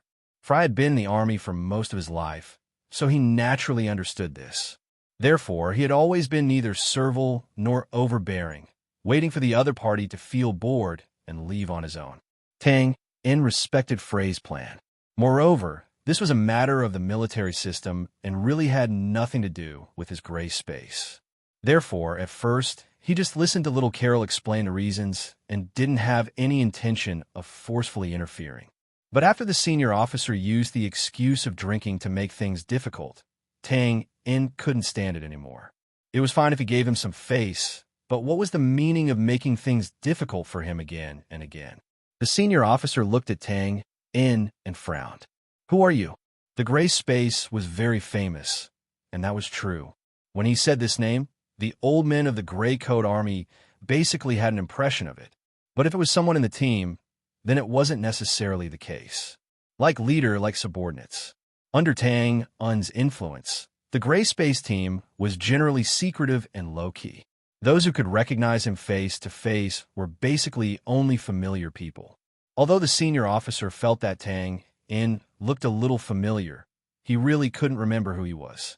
However, when he went in to report just now, he saw Tang in the room. He guessed that the other party was someone of status, so his tone was a little gentler. He's not your subordinate anyway. There's no need to salute you. These words weren't said by Tang In, but by Harry on the side. The older members of the gray space had known Fry for a long time and had even gone through life and death together in the mine. On top of that, they were well aware of the capabilities of this serious-looking middle-aged man with a weathered face. They had already lowered their stance, but the other party was still aggressive. Naturally, they were indignant. Good. All right. The senior officer let out a cold breath. His gaze was as sharp as a knife, but he immediately restrained himself. You're not from the military, right? Seeing that Tang In and the others did not deny it, he continued. In that case, as a senior officer, I am lecturing my subordinates. What right do you have to interrupt? What he said made sense. No one who could make it this far was a fool. Although he was very dissatisfied with Tang Un and the others, the senior officer still decided to leave them alone for now. Tang Un raised his eyebrows. We have no intention of interfering with the military, and we weren't interrupting just now. You took the initiative to ask me just now. Why don't you take back your question? I can pretend you didn't say anything. This sentence was very sincere. You want me to not interfere? Fine, you can take back what you just said about who'll let you drink. The senior officer's chest tightened when he heard this. Take it back. What a joke. A soldier's words were like a nail.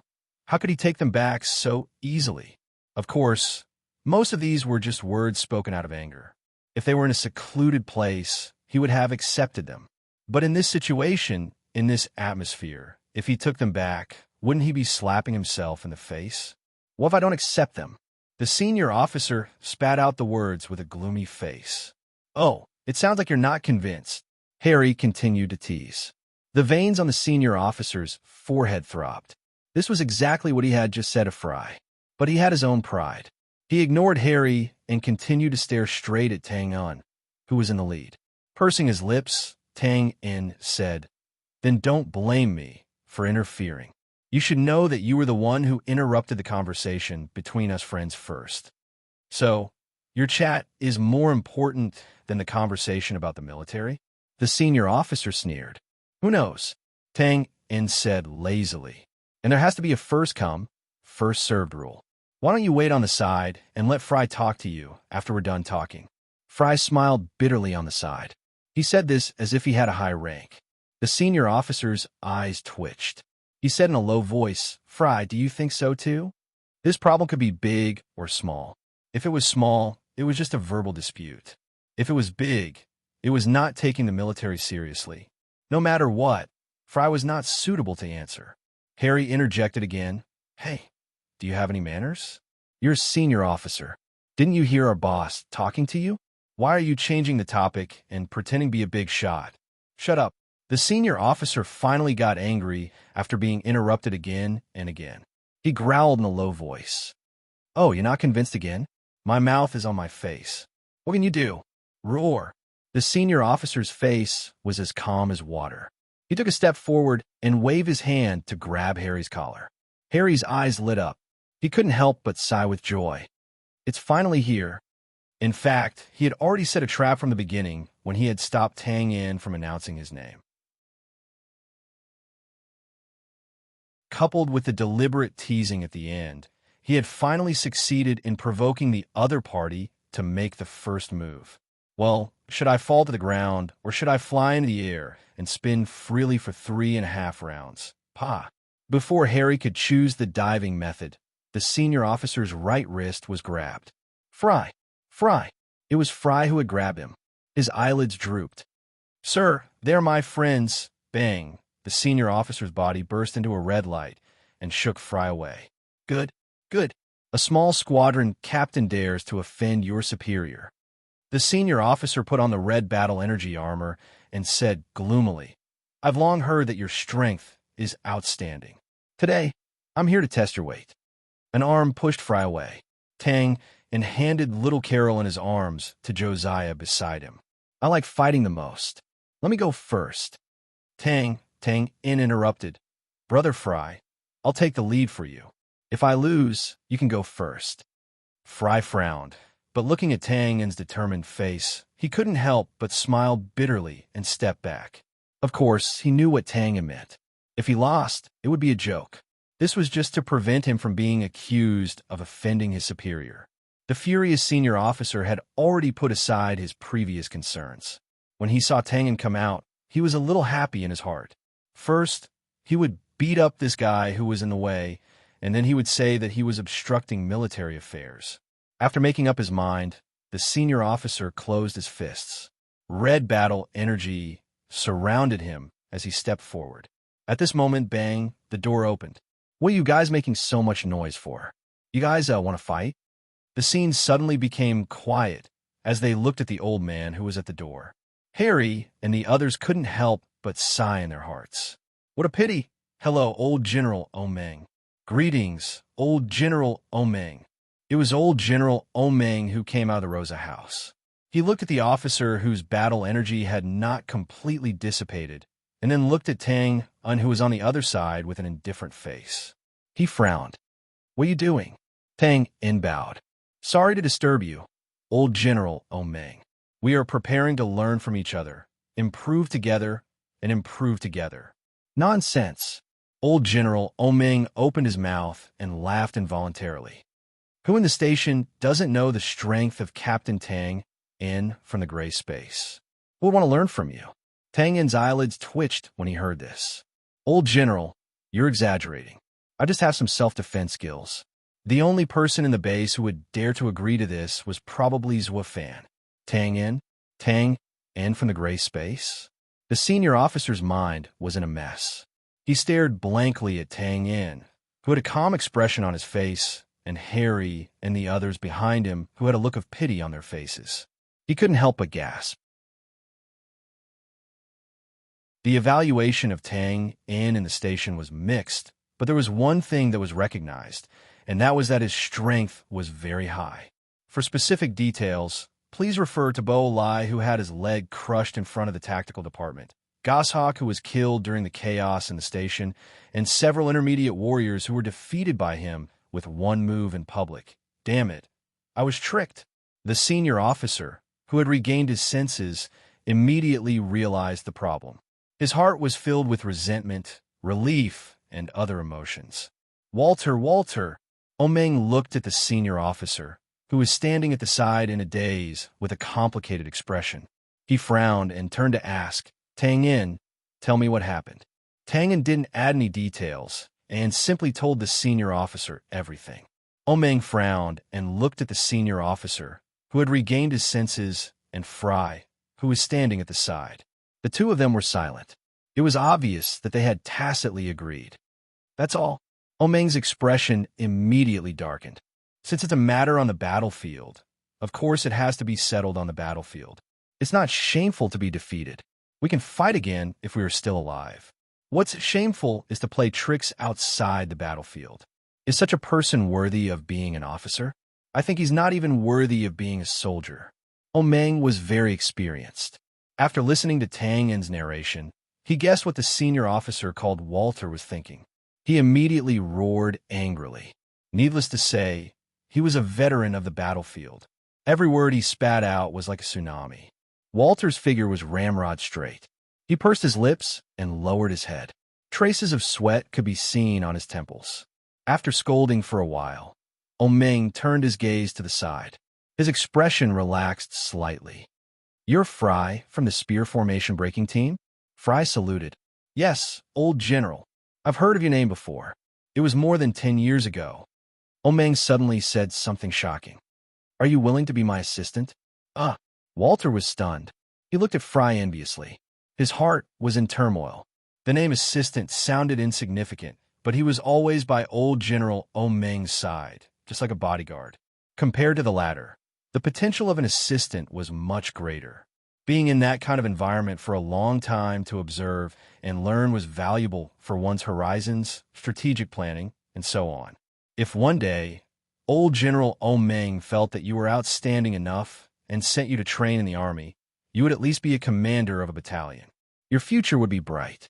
It could be said that from a squadron leader to an assistant, it was not an exaggeration to say that you had reached the heavens in a single step. But Fry saluted again. He raised his head and said seriously, Thank you for your guidance, old general. However, I won't be rewarded if I don't do anything. Fry still hopes to use the spear in my hand and step on the heads of the enemies with a group of brothers. As expected, Tang Yin touched his forehead. When Fry had just joined the Gray Coat Army, Losha had already mentioned this opportunity. However, he had rejected it then and still rejected it now. To be honest, Tang Yin didn't really appreciate this kind of method. However, this was Frey's character. If not, he wouldn't have run thousands of miles to chop off the heads of nobles for his dead brothers. Good, you're imposing. Omeng clapped his hands and smiled. He wasn't angry because of the rejection. After thinking for a while, he turned his head and said, Tomorrow is the confrontation between the First Army and the Fourth Army? Walter was stunned. He then replied, Yes, it's the First Army's Swordsman Regiment and the Fourth Army's Spear Regiment. Add another battalion to the First Army. You'll be in command tomorrow. I've said it before. You have to take revenge on the battlefield. Do you understand? Yes. Understood. Walter straightened his back and saluted solemnly. Tang Yin raised his eyebrows and sighed inwardly. This was the way to control one's subordinates. Although Walter wasn't very broad-minded, the mistake he made today was indeed very small. The harsh reprimand just now had already achieved its effect. Now, this move had turned the little bit of resentment into motivation. It was still the same saying. Things on the battlefield had to be resolved on the battlefield. At this moment, Omeng suddenly turned around and smiled.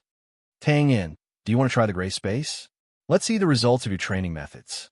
Of course, you don't have to participate. Just observe with us. Tang Yin was stunned. Then, he saw Walter's eyes suddenly light up.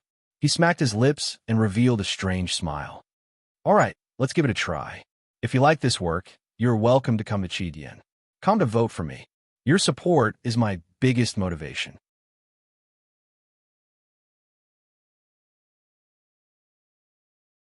Chapter 279. In the afternoon, in a corner of the city, more than a dozen fiery red pots were constantly churning red waves, rising into a continuous mist. The people passing by all subconsciously took a few breaths, suddenly feeling the aroma at the tip of their nose and a little more warmth in their chest.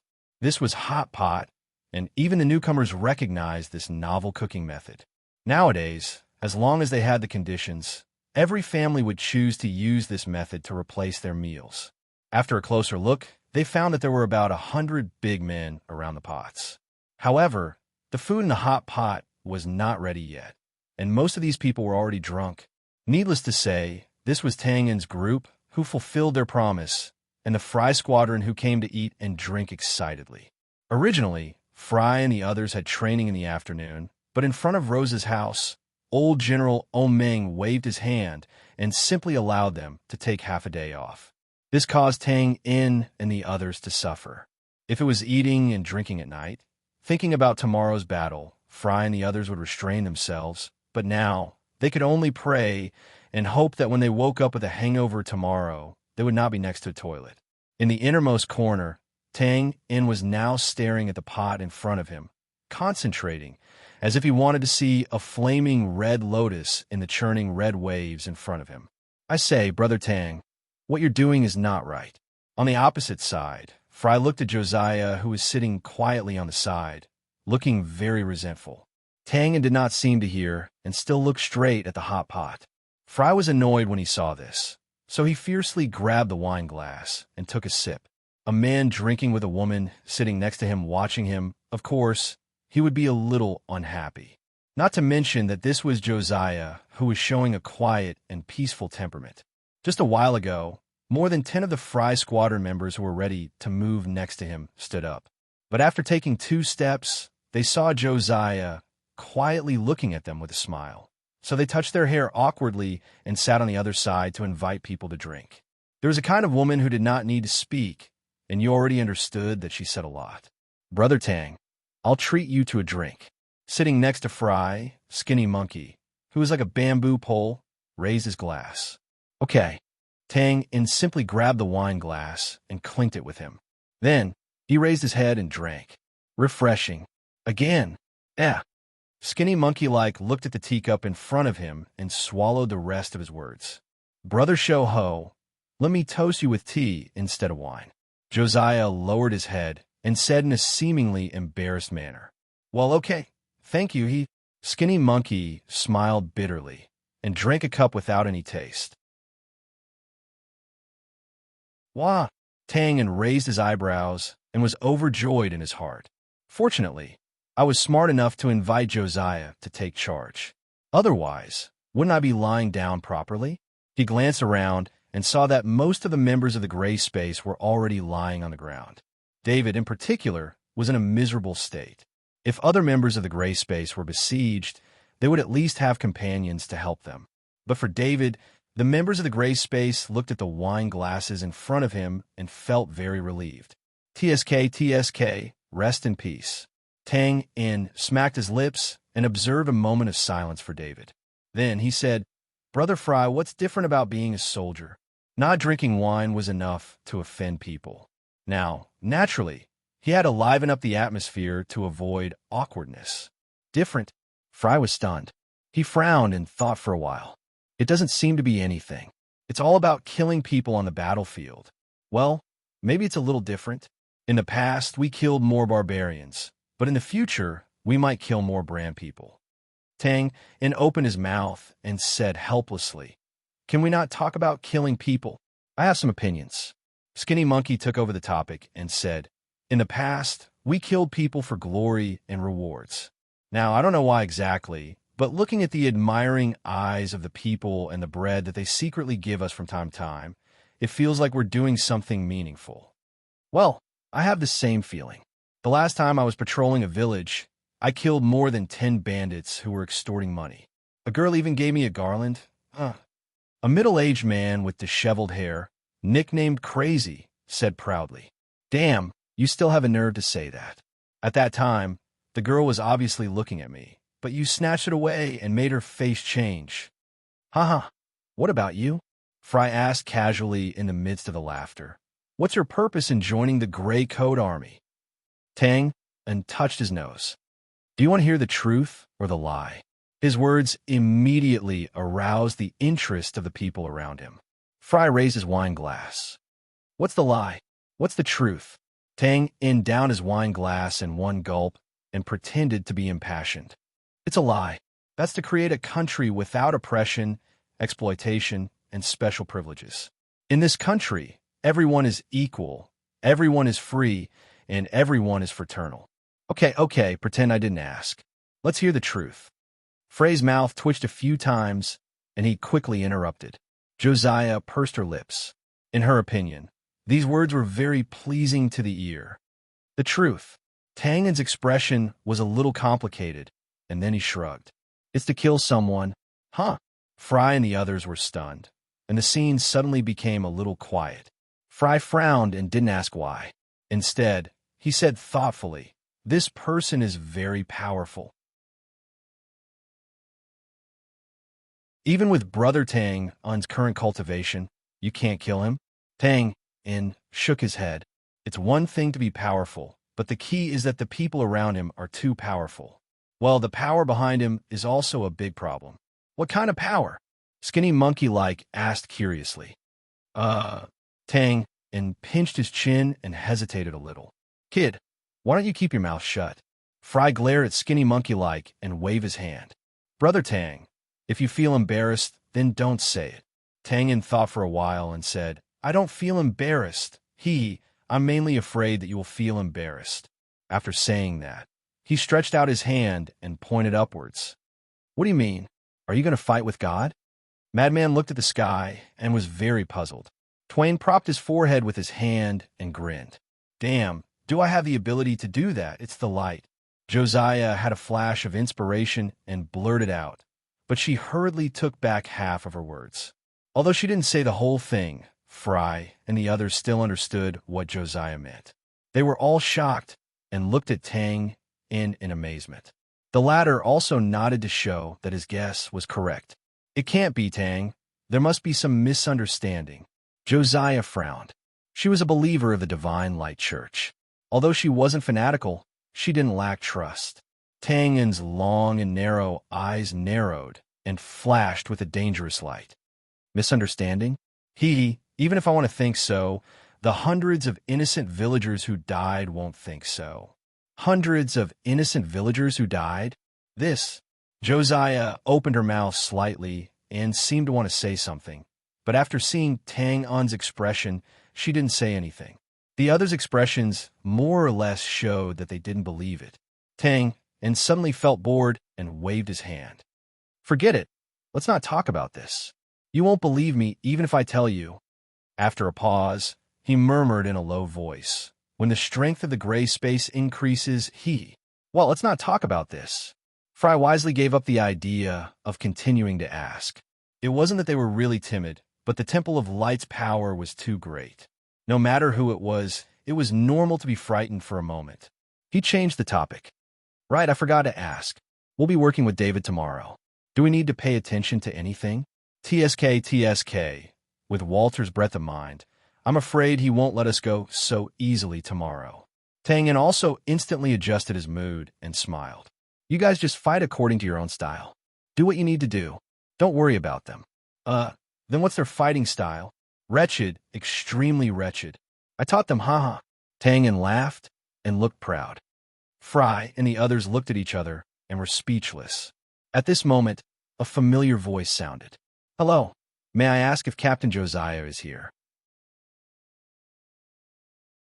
Tang In turned his head and saw the gray-clothed youth who had brought them to Rosa Hut in the afternoon. He was supporting the drunk David. For some reason, Tang In suddenly had an ominous feeling in his heart. David couldn't even tell north from south, not to mention speak. Fortunately, Josiah stood up and waved his hand. I'm here. What's the matter? The gray-clothed youth hurried over. Captain Josiah, the leader wants to discuss something with you. As soon as he finished speaking, the surroundings became silent. Bang! The wine glass shattered. Tang In's body trembled and his eyes were filled with despair. In contrast, Fry and the others in front of him, as well as the members of the spear formation breaking team, licked their lips and looked at Tang In with sinister smiles. F***CK. Can't you change the time? You're playing me to death. To be continued. If you like this work, you're welcome to come to Chidian. Com to vote. Your support is my greatest motivation.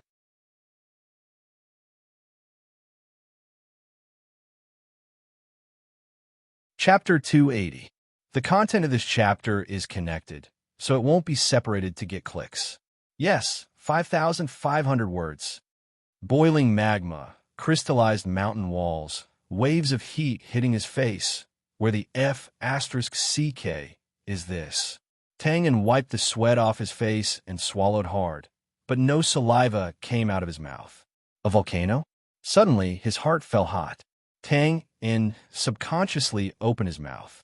Whoosh! A flame shot out and swept in all directions. What the F*CK? This is a fire-breathing dragon.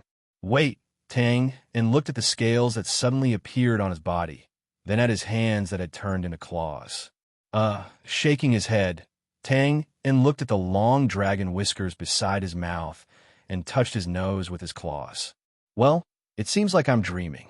TSK, it's quite realistic, quite interesting.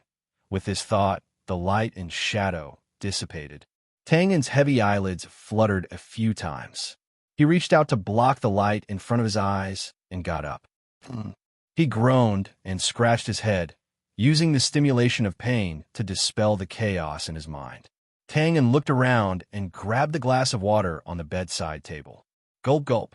He gulped down all the cold water in one breath and finally suppressed the burning sensation in his throat. Phew! Tangan let out a long breath and finally sorted out what happened before. He couldn't help but curse. F*CK. Fry, you win. You better not let me get the chance. Yesterday afternoon, from the moment Josiah was called by Lhasa to discuss something, Tangan's tragic experience came. One glass after another, one bottle after another. He was prepared to pretend to be drunk at that time, but Fry and the others who finally found the opportunity did not intend to let him go. Drunk? Easy, they just had to wake him up. In the end, Tang himself couldn't remember how much he drank because he was completely unconscious. The feeling of waking up with a hangover was naturally uncomfortable. Fortunately, there was a glass of water, a basin, and so on next to him. After putting his head in the cold water for a few minutes, Tang was completely awake. He shook off the water droplets and picked up a dry towel next to him to wipe his face. At this time, his ears suddenly twitched and he walked over to the wooden door. Hiss, hiss, hiss, a cold light flashed, and her flowery clothes fluttered in the wind. In the open space in front of the door, a short figure was constantly moving around, and the huge curved weapon in his hand was faintly glowing. Although she looked extremely valiant, from the dense sweat on her forehead, it could be seen that this weapon had taken a heavy toll on her. There was no doubt that the one using this scythe as a weapon was little Carol. Ha! With a shout, little Carl waved her arms with all her might, throwing out several layers of sickle shadows. Then she retreated. Huff! Huff! She propped the blade on the ground and opened her small mouth. Her red cheeks bulged and deflated as she panted. Phew! Ah, Brother Tang you're awake. Seeing Tang standing at the door with a smile, little Carl rushed over without thinking and threw herself into his arms. Tang tilted his head back and carefully pushed the tip of the scythe away. Not bad. You've improved a lot. Big Brother Tang saw it. I've been practicing every day. Little Carl raised her head and pretended to be proud, but then she pinched her nose and waved her hand. Big Brother Tang the smell of alcohol on you is so bad. Tang touched his nose awkwardly and put little Carl down. Wait for me to change my clothes. I'll be fine in a while. Little Carl nodded obediently and then tilted her head. By the way, someone came to find Big Brother Tang just now and asked you to observe the battle. Tang slapped his head. Damn, I forgot about this. He quickly turned around and closed the door. Little Carl, I'll take you to a place later. At the top of a mountain in the east of the city, a group of people looked down in the cold wind. Other than the mountain peak where these people were, the rest of the place was full of continuous low hills and depressions. The terrain could be described as complicated. Among them, there were faint figures flashing from the north and south. Both sides seemed to be probing something. However, As time passed and the scouts from both sides met, the situation began to change. Squads of soldiers appeared one after another. Cone formation? Haha. Old Dan, your first army wants to attack first. On the top of the mountain, a burly middle-aged man in tiger head armor laughed. At the north of the mountain, teams of soldiers with two-handed swords were quickly charging forward. Although the formation was a bit scattered due to the terrain, it was still possible to see that it was in the shape of a cone. Fighting a war isn't like waiting in line to get food. Of course, it's important to seize the initiative. What, old die? Do you have any good ideas? On the other side, a middle-aged general who was also burly but had the charm of a mature man on his face asked, I can't say that I have good ideas, but be careful not to get hurt in such a hurry. Ha! The middle-aged man stroked his black beard and laughed heartily. Don't worry about that. You should worry about whether your boys will be beaten silly.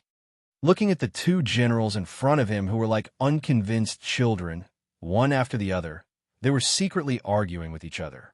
The officers standing behind them couldn't help but smile. The middle-aged man was called Dina, the commander of the 4th Army. The other one was the commander of the 1st Army, Daniel. The two sides that were about to fight were the 1st Army's Swordsman Regiment and Swordsman Camp, and the 4th Army Spear Regiment. It was no wonder that the two commanders didn't like each other. Who do you think will win this time? An officer from the combat department suddenly asked. The 4th Army Spear Regiment. They have won 4 or 5 battles in a row recently. I don't think so. A middle-aged officer shook his head. Winning in a row means that their combat strength is good, but don't forget that the 1st Army has an extra battalion of soldiers. That's right. The reason why the 4th Army Spear Regiment can win a row is because of the spear formation breaking team. If I were the commander of the 1st Army, I would use the extra battalion of soldiers to block the spear formation breaking team. That way, victory is 80 to 90% certain. The analysis of the officer from the combat department made sense. It was known that when a military organization was reorganized, it was said that everyone was equal. However, in reality, due to various reasons, the 1st Army had the most veterans, while the 4th Army had more recruits. Therefore, if the spear formation breaking team was blocked, the 4th Army would not have an advantage in terms of combat strength. Hearing the discussion around, a young officer couldn't help but say that didn't the Gray Space team join the 4th Army? The surroundings instantly became silent. Most of the officers licked their lips and looked at each other. The atmosphere was indescribable. Compared to the mixed opinions of the citizens about the Gray Space, the Army's thoughts were more complicated. If one had to sum it up, it would be admiration and resentment. Admiration was easy to understand. Since the day the Gray Space was established, they had continuously made outstanding military achievements. Previously, when the members of the Gray Space first trained to run with weights, many people had the mentality of watching a joke. However, later on, they found traces of the enemy, escaped from the heavy pursuit, and captured an important enemy hostage. Not only did they force back the crazy siege of the 3 major armies, but they also directly sent both sides to the negotiation table. A few days ago, they also quietly eliminated those lords and knights who abused their power. That's right, and yesterday, with the exposure of the first city promotion plan, the heroic deeds of the Gray Space with only a few dozen people in the city to stop the garrison cavalry in the city had already been spread in the encampment. With such achievements in front of them, although some people downplayed it, but in their hearts, they were secretly shocked and convinced. As for resentment, it was born from the continuous slapping in the face. If one summed it up, they would find that in fact, every time the Gray Space made a contribution, it was almost like they were slapping the Army's face. For example, discovering the enemy's whereabouts and avoiding huge casualties. This was a slap in the face of the Army scouts. Needless to say, when they came back in front of the tactical department, it was obvious that they were slapped in the face. As for the successful return with the hostages, the area of impact was even bigger. It was almost a slap in the face of everyone in the Army. So we risked our lives to escape, defend, and counterattack, but it was not as effective as your coincidental sneak attack. Of course, These words could not be said out loud. Otherwise, it would be more like jealousy. However, in everyone's hearts, there was indeed this resentment. There are only a few dozen people in the gray space. Besides, haha, I have some understanding of them. They are good at sneak attacks, just like the surprise troops in military law. But now that Commander Walter already knows of their existence, they can't do much with precautions. After a moment of silence, an officer belonging to the First Army narrowed his eyes and said, "Yes, your analysis makes sense. That's right. Their numbers are indeed a problem." "I don't think so. You should all know how this war came about. The old marshal gave the First Army a battalion, and then let the gray space join our Fourth Army. What does this mean? It means that in the old marshal's heart, their combat power is worth a battalion." The old marshal was actually Old General Omeng. After the reorganization of the army, as the highest commander in the army, Omeng's status naturally rose. However, some people who were familiar with him still liked to call him Old General Omeng. At this moment, the one who stood up to refute was the officer of the Fourth Army. Although he did not have a good impression of the gray space, the enemy of an enemy was a friend, so he decided to support them. The two commanders of the two armies crossed swords in front of them. The two officers behind also narrowed their eyes and looked at each other. The atmosphere was a little dull for a moment. Ahem, both of you have a point. However, the outcome depends on the result. Let's pay attention to the battle below first. A handsome young man from the combat department stepped forward to smooth things over. The two officers snorted at the same time when they heard this, then turned to look below. The handsome young man shrugged and made a helpless expression. Just as he was about to look at the battle, his gaze suddenly sharpened and then returned to normal. He waved his hand and said, "Brother Tang Yin, over here." Everyone on the mountaintop was stunned and turned their heads. They saw a young man in black walking up the hillside with a little girl. When he saw everyone looking over, he waved his hand and said slowly, "Ha, it's Borg." "Yes, thank you." His face could not be seen clearly. When they turned their heads just now, they saw him casually talking to the child beside him and even pointing to the side as if he was admiring the scenery here. This was the Gray Space's captain, Tang Yin. He seemed very ordinary. Not everyone knew Tang Yin.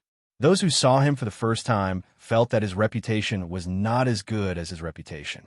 However, they immediately changed their views as if he was a little embarrassed to see the people waiting here. Tang Yin picked up the girl beside him, raised his head, looked at the mountain wall, and jumped up.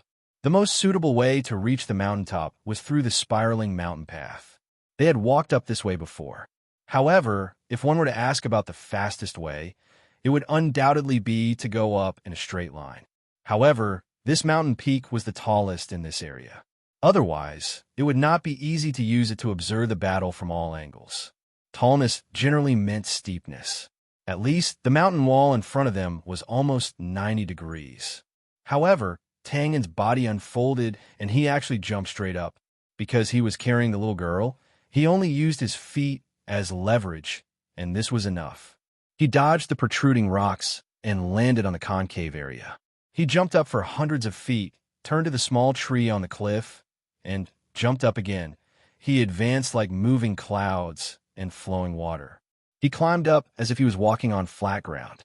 He walked elegantly. After a while, when Tang Yin reached the mountaintop, put down the little girl, and warmly greeted everyone. Everyone was silent, unable to come back to their senses. It was not that they had never seen an expert before. Zuofan had descended from the sky amidst the chaos in the encampment and brandished his overbearing sword. Everyone had seen it and silently worshipped him. However, the way Tang Yin climbed the mountain, damn, did he have to be so calm? Did he have to be so artistic? Did he think that he was taking a stroll in his backyard? Cough, cough. Seeing that no one responded to his greeting, Tang Yin cleared his throat and simply bowed. "Sorry, I'm late." "Haha, you're not late. You almost didn't make it in time. But since you showed off your skills just now, I'll let it go." Omeng waved his hand and laughed. The scale of the battle between the two groups was still too small. Normally, Omeng would not have come. However, this battle was arranged at the last minute. Moreover, he was curious about the combat power of the gray space, so he came personally to watch. In other words, if it were not for this, the commanders of the First and Fourth Armies would not be here together. Oof. Daniel snorted and turned his head away. If old Marshal Omeng was not here, he would have reprimanded him. After exchanging a few pleasantries with everyone present, Tang In followed Omeng's orders and stood beside him to watch the battle that had already begun. The officers behind him looked at where Tang In was standing and exchanged glances. They could not help but raise their eyebrows in shock. One had to know that there were only 3 people there: old Marshal Omeng, General Daniel, and General Dina. When Borg saw this, his eyes narrowed again. Then he pursed his lips and slowly took a deep breath. He suppressed the jealousy in his heart and forced himself to look down. At this time, the situation at the foot of the mountain was not as calm as before, especially in the middle. The cone-shaped swordsman team that had gone straight into the hinterland of the south was now fighting with the spearmen of the Fourth Army. Judging from the current situation, the swordsman team had the advantage and was gradually breaking into the spearmen. In addition to this main battlefield, there were a few scattered battles in other places, but they were far less intense. After watching for a while, Omeng suddenly said, "Tell me, what do you see?" After saying this, he turned to look at Tang In. Tang In was stunned, and then shook his head with a wry smile. "Old General Omeng, you're making fun of me. In my opinion, the swordsman team is winning." "Huh, I forgot that you don't know about this." Omeng smiled and then turned his head. "Well, everyone, tell me what you see." After saying this, Borg was the first to step forward. After giving a military salute, he said confidently, "Although the battle is very intense now, both sides are actually conserving their strength, especially the First Army." "Oh, go on," Omeng said non-committally. "Judging from the current situation, both sides have sent out all their forces. However, except for the battle in the middle, the rest are just feints. Also, pay attention to the arrangement of the forces behind both sides. The swordsman team of the First Army is scattered, but they are actually in a pocket formation. On the other hand, the spearmen of the Fourth Army are slanted and spread out like wild goose feathers. Therefore, the swordsman team looks like they are attacking, but they are actually defending. The spearman team looks weak now, but they are secretly preparing for an explosive attack. They're all waiting for an opportunity to come." After saying this, Borg paused and glanced at everyone. Omeng's face was still calm, and nothing could be seen. General Daniel and General Dina nodded slightly with admiration. As for Tang In, he kept nodding with a look of interest. "Forget it, I don't want to watch." The officers behind him had different expressions: admiration, envy, disapproval. Borg instantly retracted his gaze and said in a low voice, "That is the spearman formation-breaking troop." As if reflecting this sentence, the left side of the battlefield suddenly changed as soon as Borg finished speaking. About a battalion of spearmen suddenly broke through 3 lines of defense and entered the battlefield in the north. It was obvious that this battalion was led by the platoon of soldiers at the front. Although this platoon did not have many people, their fighting style was extremely valiant. In terms of strength, there was no need to talk about it. Ordinary swordsman soldiers were basically no match for them. What was even rarer was that this platoon was simply a unit of nature. They charged left and right on the battlefield nimbly and freely, and were not restricted by the enemy soldiers or the terrain at all. Moreover, those with the tactical, I could see that this platoon seemed to be fighting aimlessly everywhere, but in fact almost every time they hit a node, and they would withdraw immediately after the attack.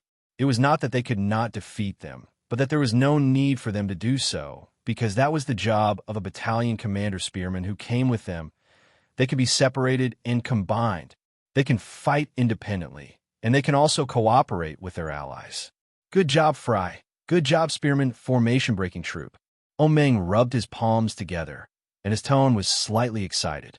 This was an extremely high evaluation, especially coming from Omeng's mouth. It was extremely rare. Everyone present nodded in agreement, and no one objected. Looking down from above, the spearmen formation-breaking troop had already dominated the battlefield. Although their terrifying strength was shocking, it was not to the point of despair. This was because no matter how powerful a platoon was, as long as they dared to enter alone, they would definitely be heavily surrounded and eliminated. However, this spearman formation-breaking troop not only had great fighting strength, but also knew how to cooperate and link up with their allies. It was truly amazing. At this moment, Daniel frowned. I want to see how you guys break through the pocket formation at the back. These words were not empty words. The spearman formation-breaking troop had already closed in on the First Army's defensive deployment. This was unavoidable. It all depended on whether the cloth bag was thick enough to bind the spears, or whether the spears were sharp enough to pierce through the cloth bag. Everyone could not help but lean forward and stare intently at the spearman formation-breaking troop who had already broken into the cloth bag. "They're here." After a while, an angry roar sounded. "Walter, what the hell are you doing? Why didn't you tighten the cloth bag?" This was Daniel's roar, so it was no wonder that he was so angry now. He was not the only one who did not understand. Everyone present, except for Twain, was also confused. This was because the pocket formation was not effective at all. The soldiers were still scattered everywhere, passively receiving the attacks of the spearman formation-breaking troop. It was as if the cloth bag had suddenly become a broken fishing net. There were holes everywhere, allowing the prey to wander back and forth. Look! An officer standing at the back stretched out his arm and stammered. "The Swordsman Regiment's command post." Everyone suddenly turned their heads and saw that the command post of the Swordsman Regiment at the back of the hill in the north was already surrounded by dozens of men in black armor with crossbows in their hands. In the middle of the encirclement, there were dozens of stunned officers. Outside the encirclement, there were more than 100 guards who had collapsed at some point in time. Gray space. If you like this work, you are welcome to come to Chidian. Come to vote for me. Your support is my biggest motivation.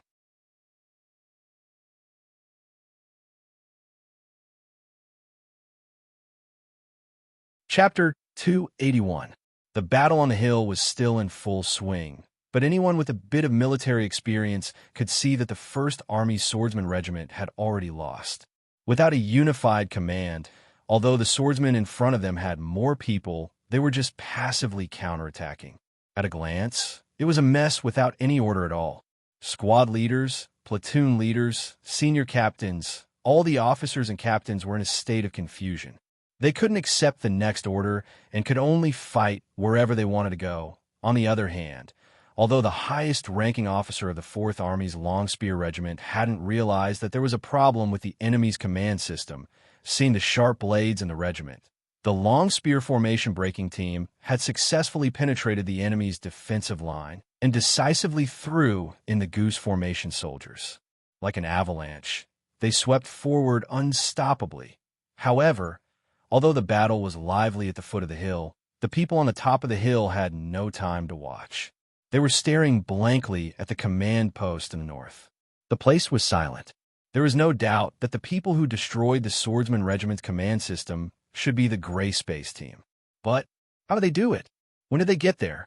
What method did they use to get there? A series of question marks appeared on everyone's mind. To be honest, when they saw the two regiments fighting and the Spear Formation Breaking Team attacking, they had almost forgotten that the Gray Space Team was also involved. Originally, the Gray Space Team was nowhere to be seen, and they did not show their strength in the battle after that. Occasionally, people would think that the Gray Space Team was not suitable for survival on the battlefield.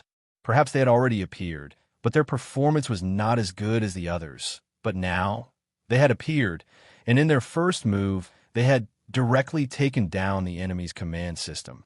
No one knew how they did it, although the people on the top of the hill were watching from above. Tang in. After a while, Omeng was the first to come back to his senses. He turned his head and asked. Spreading his hands, Tang In pursed his lips. Sorry, I don't know how they did it either. Omeng frowned. It was not your idea?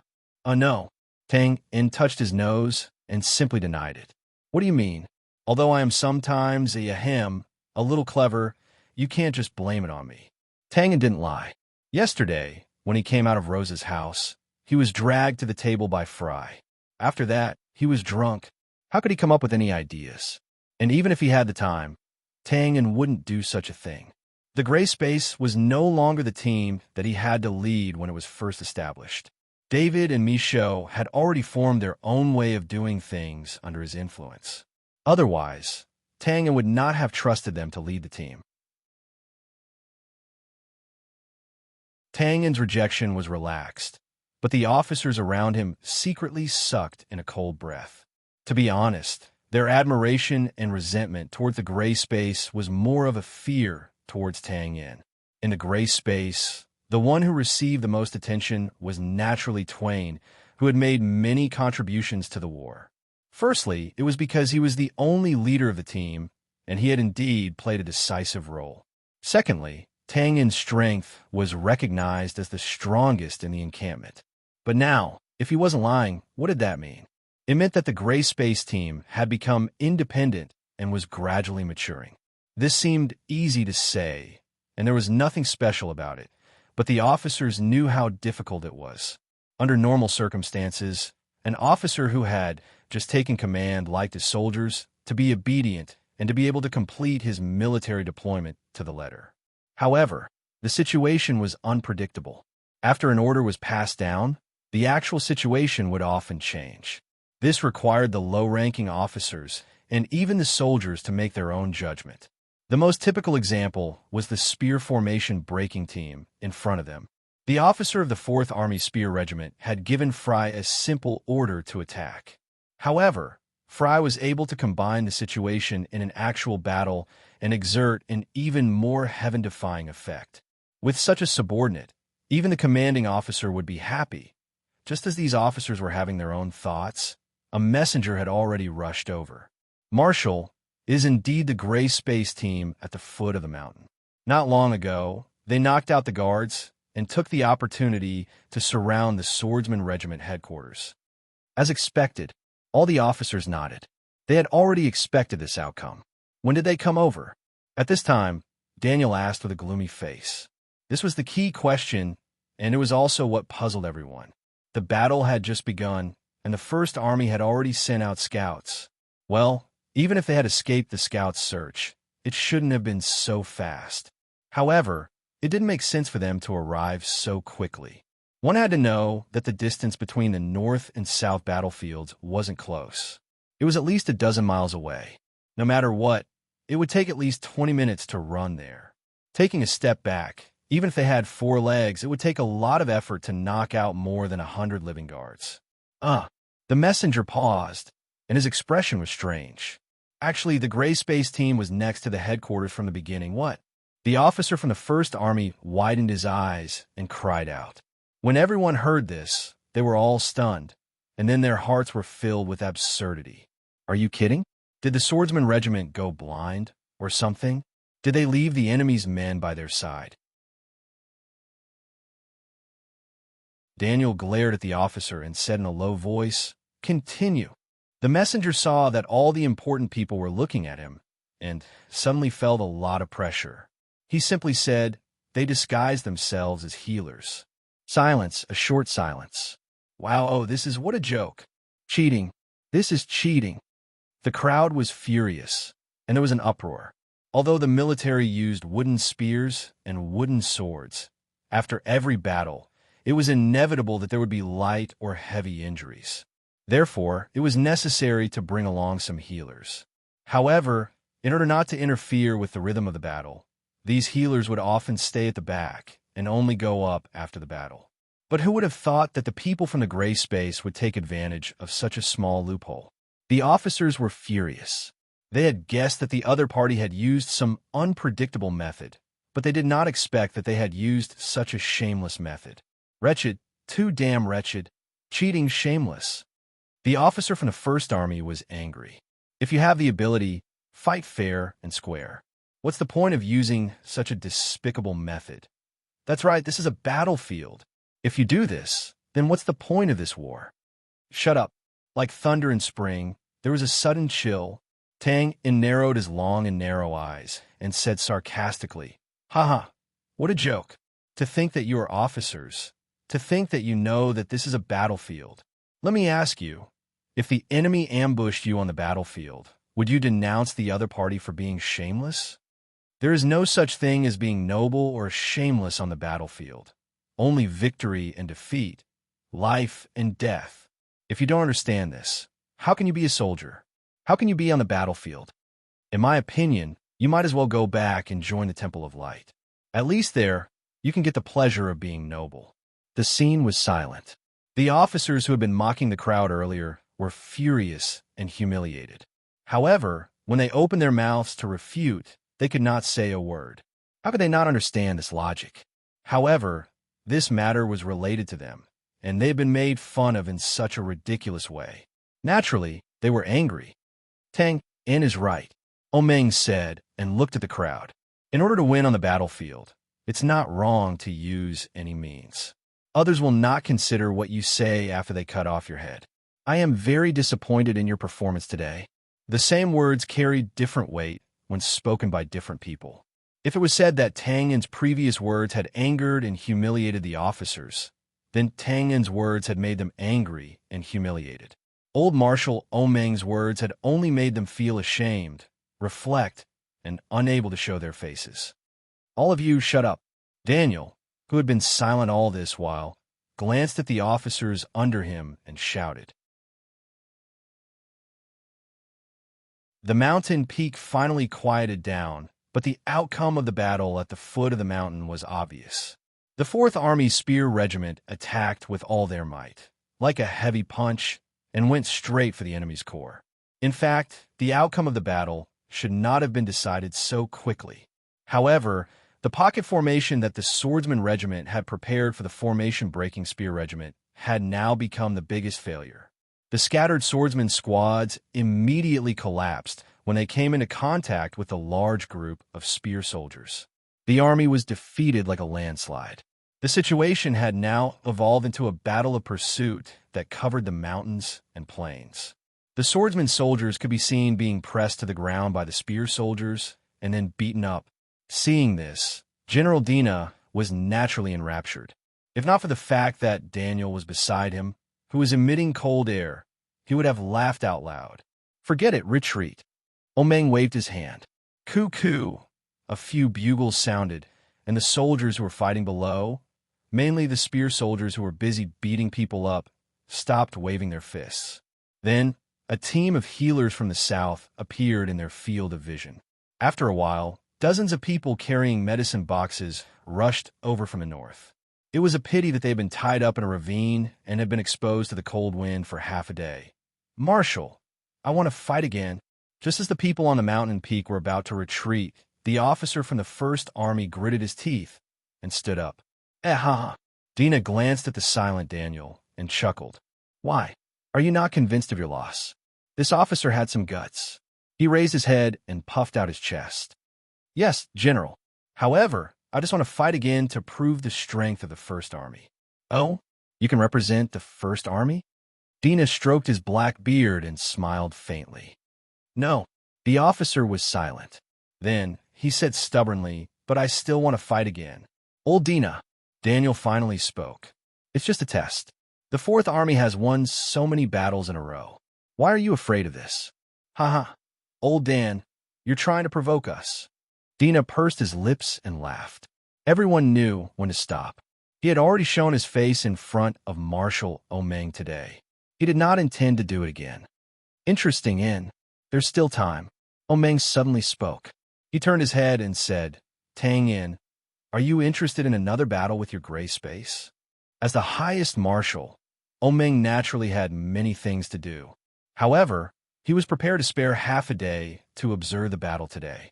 However, this battle had ended too quickly. Of course, the main reason was that he wanted to continue observing the gray space's combat power. In the first battle, they had killed people so quickly that no one could react. Naturally, they could not see anything. Tang In naturally did not care. To be honest, he did not care about winning or losing. He only valued this kind of training opportunity. Thus he spread his hands and said, "Then let's have another battle." "Okay." Omeng waved his hand and said to the messenger beside him, "Pass down the order. The scale and venue will remain the same. Let's have another battle." "Yes." The messenger accepted the order and left. On the other side, Daniel said to the officer who had stepped forward, "Fight well. Don't embarrass the first army." The officer's eyes lit up. He saluted. "I promise to complete the mission." Dina pursed his lips and whispered to the officer beside him, "Pass down my order.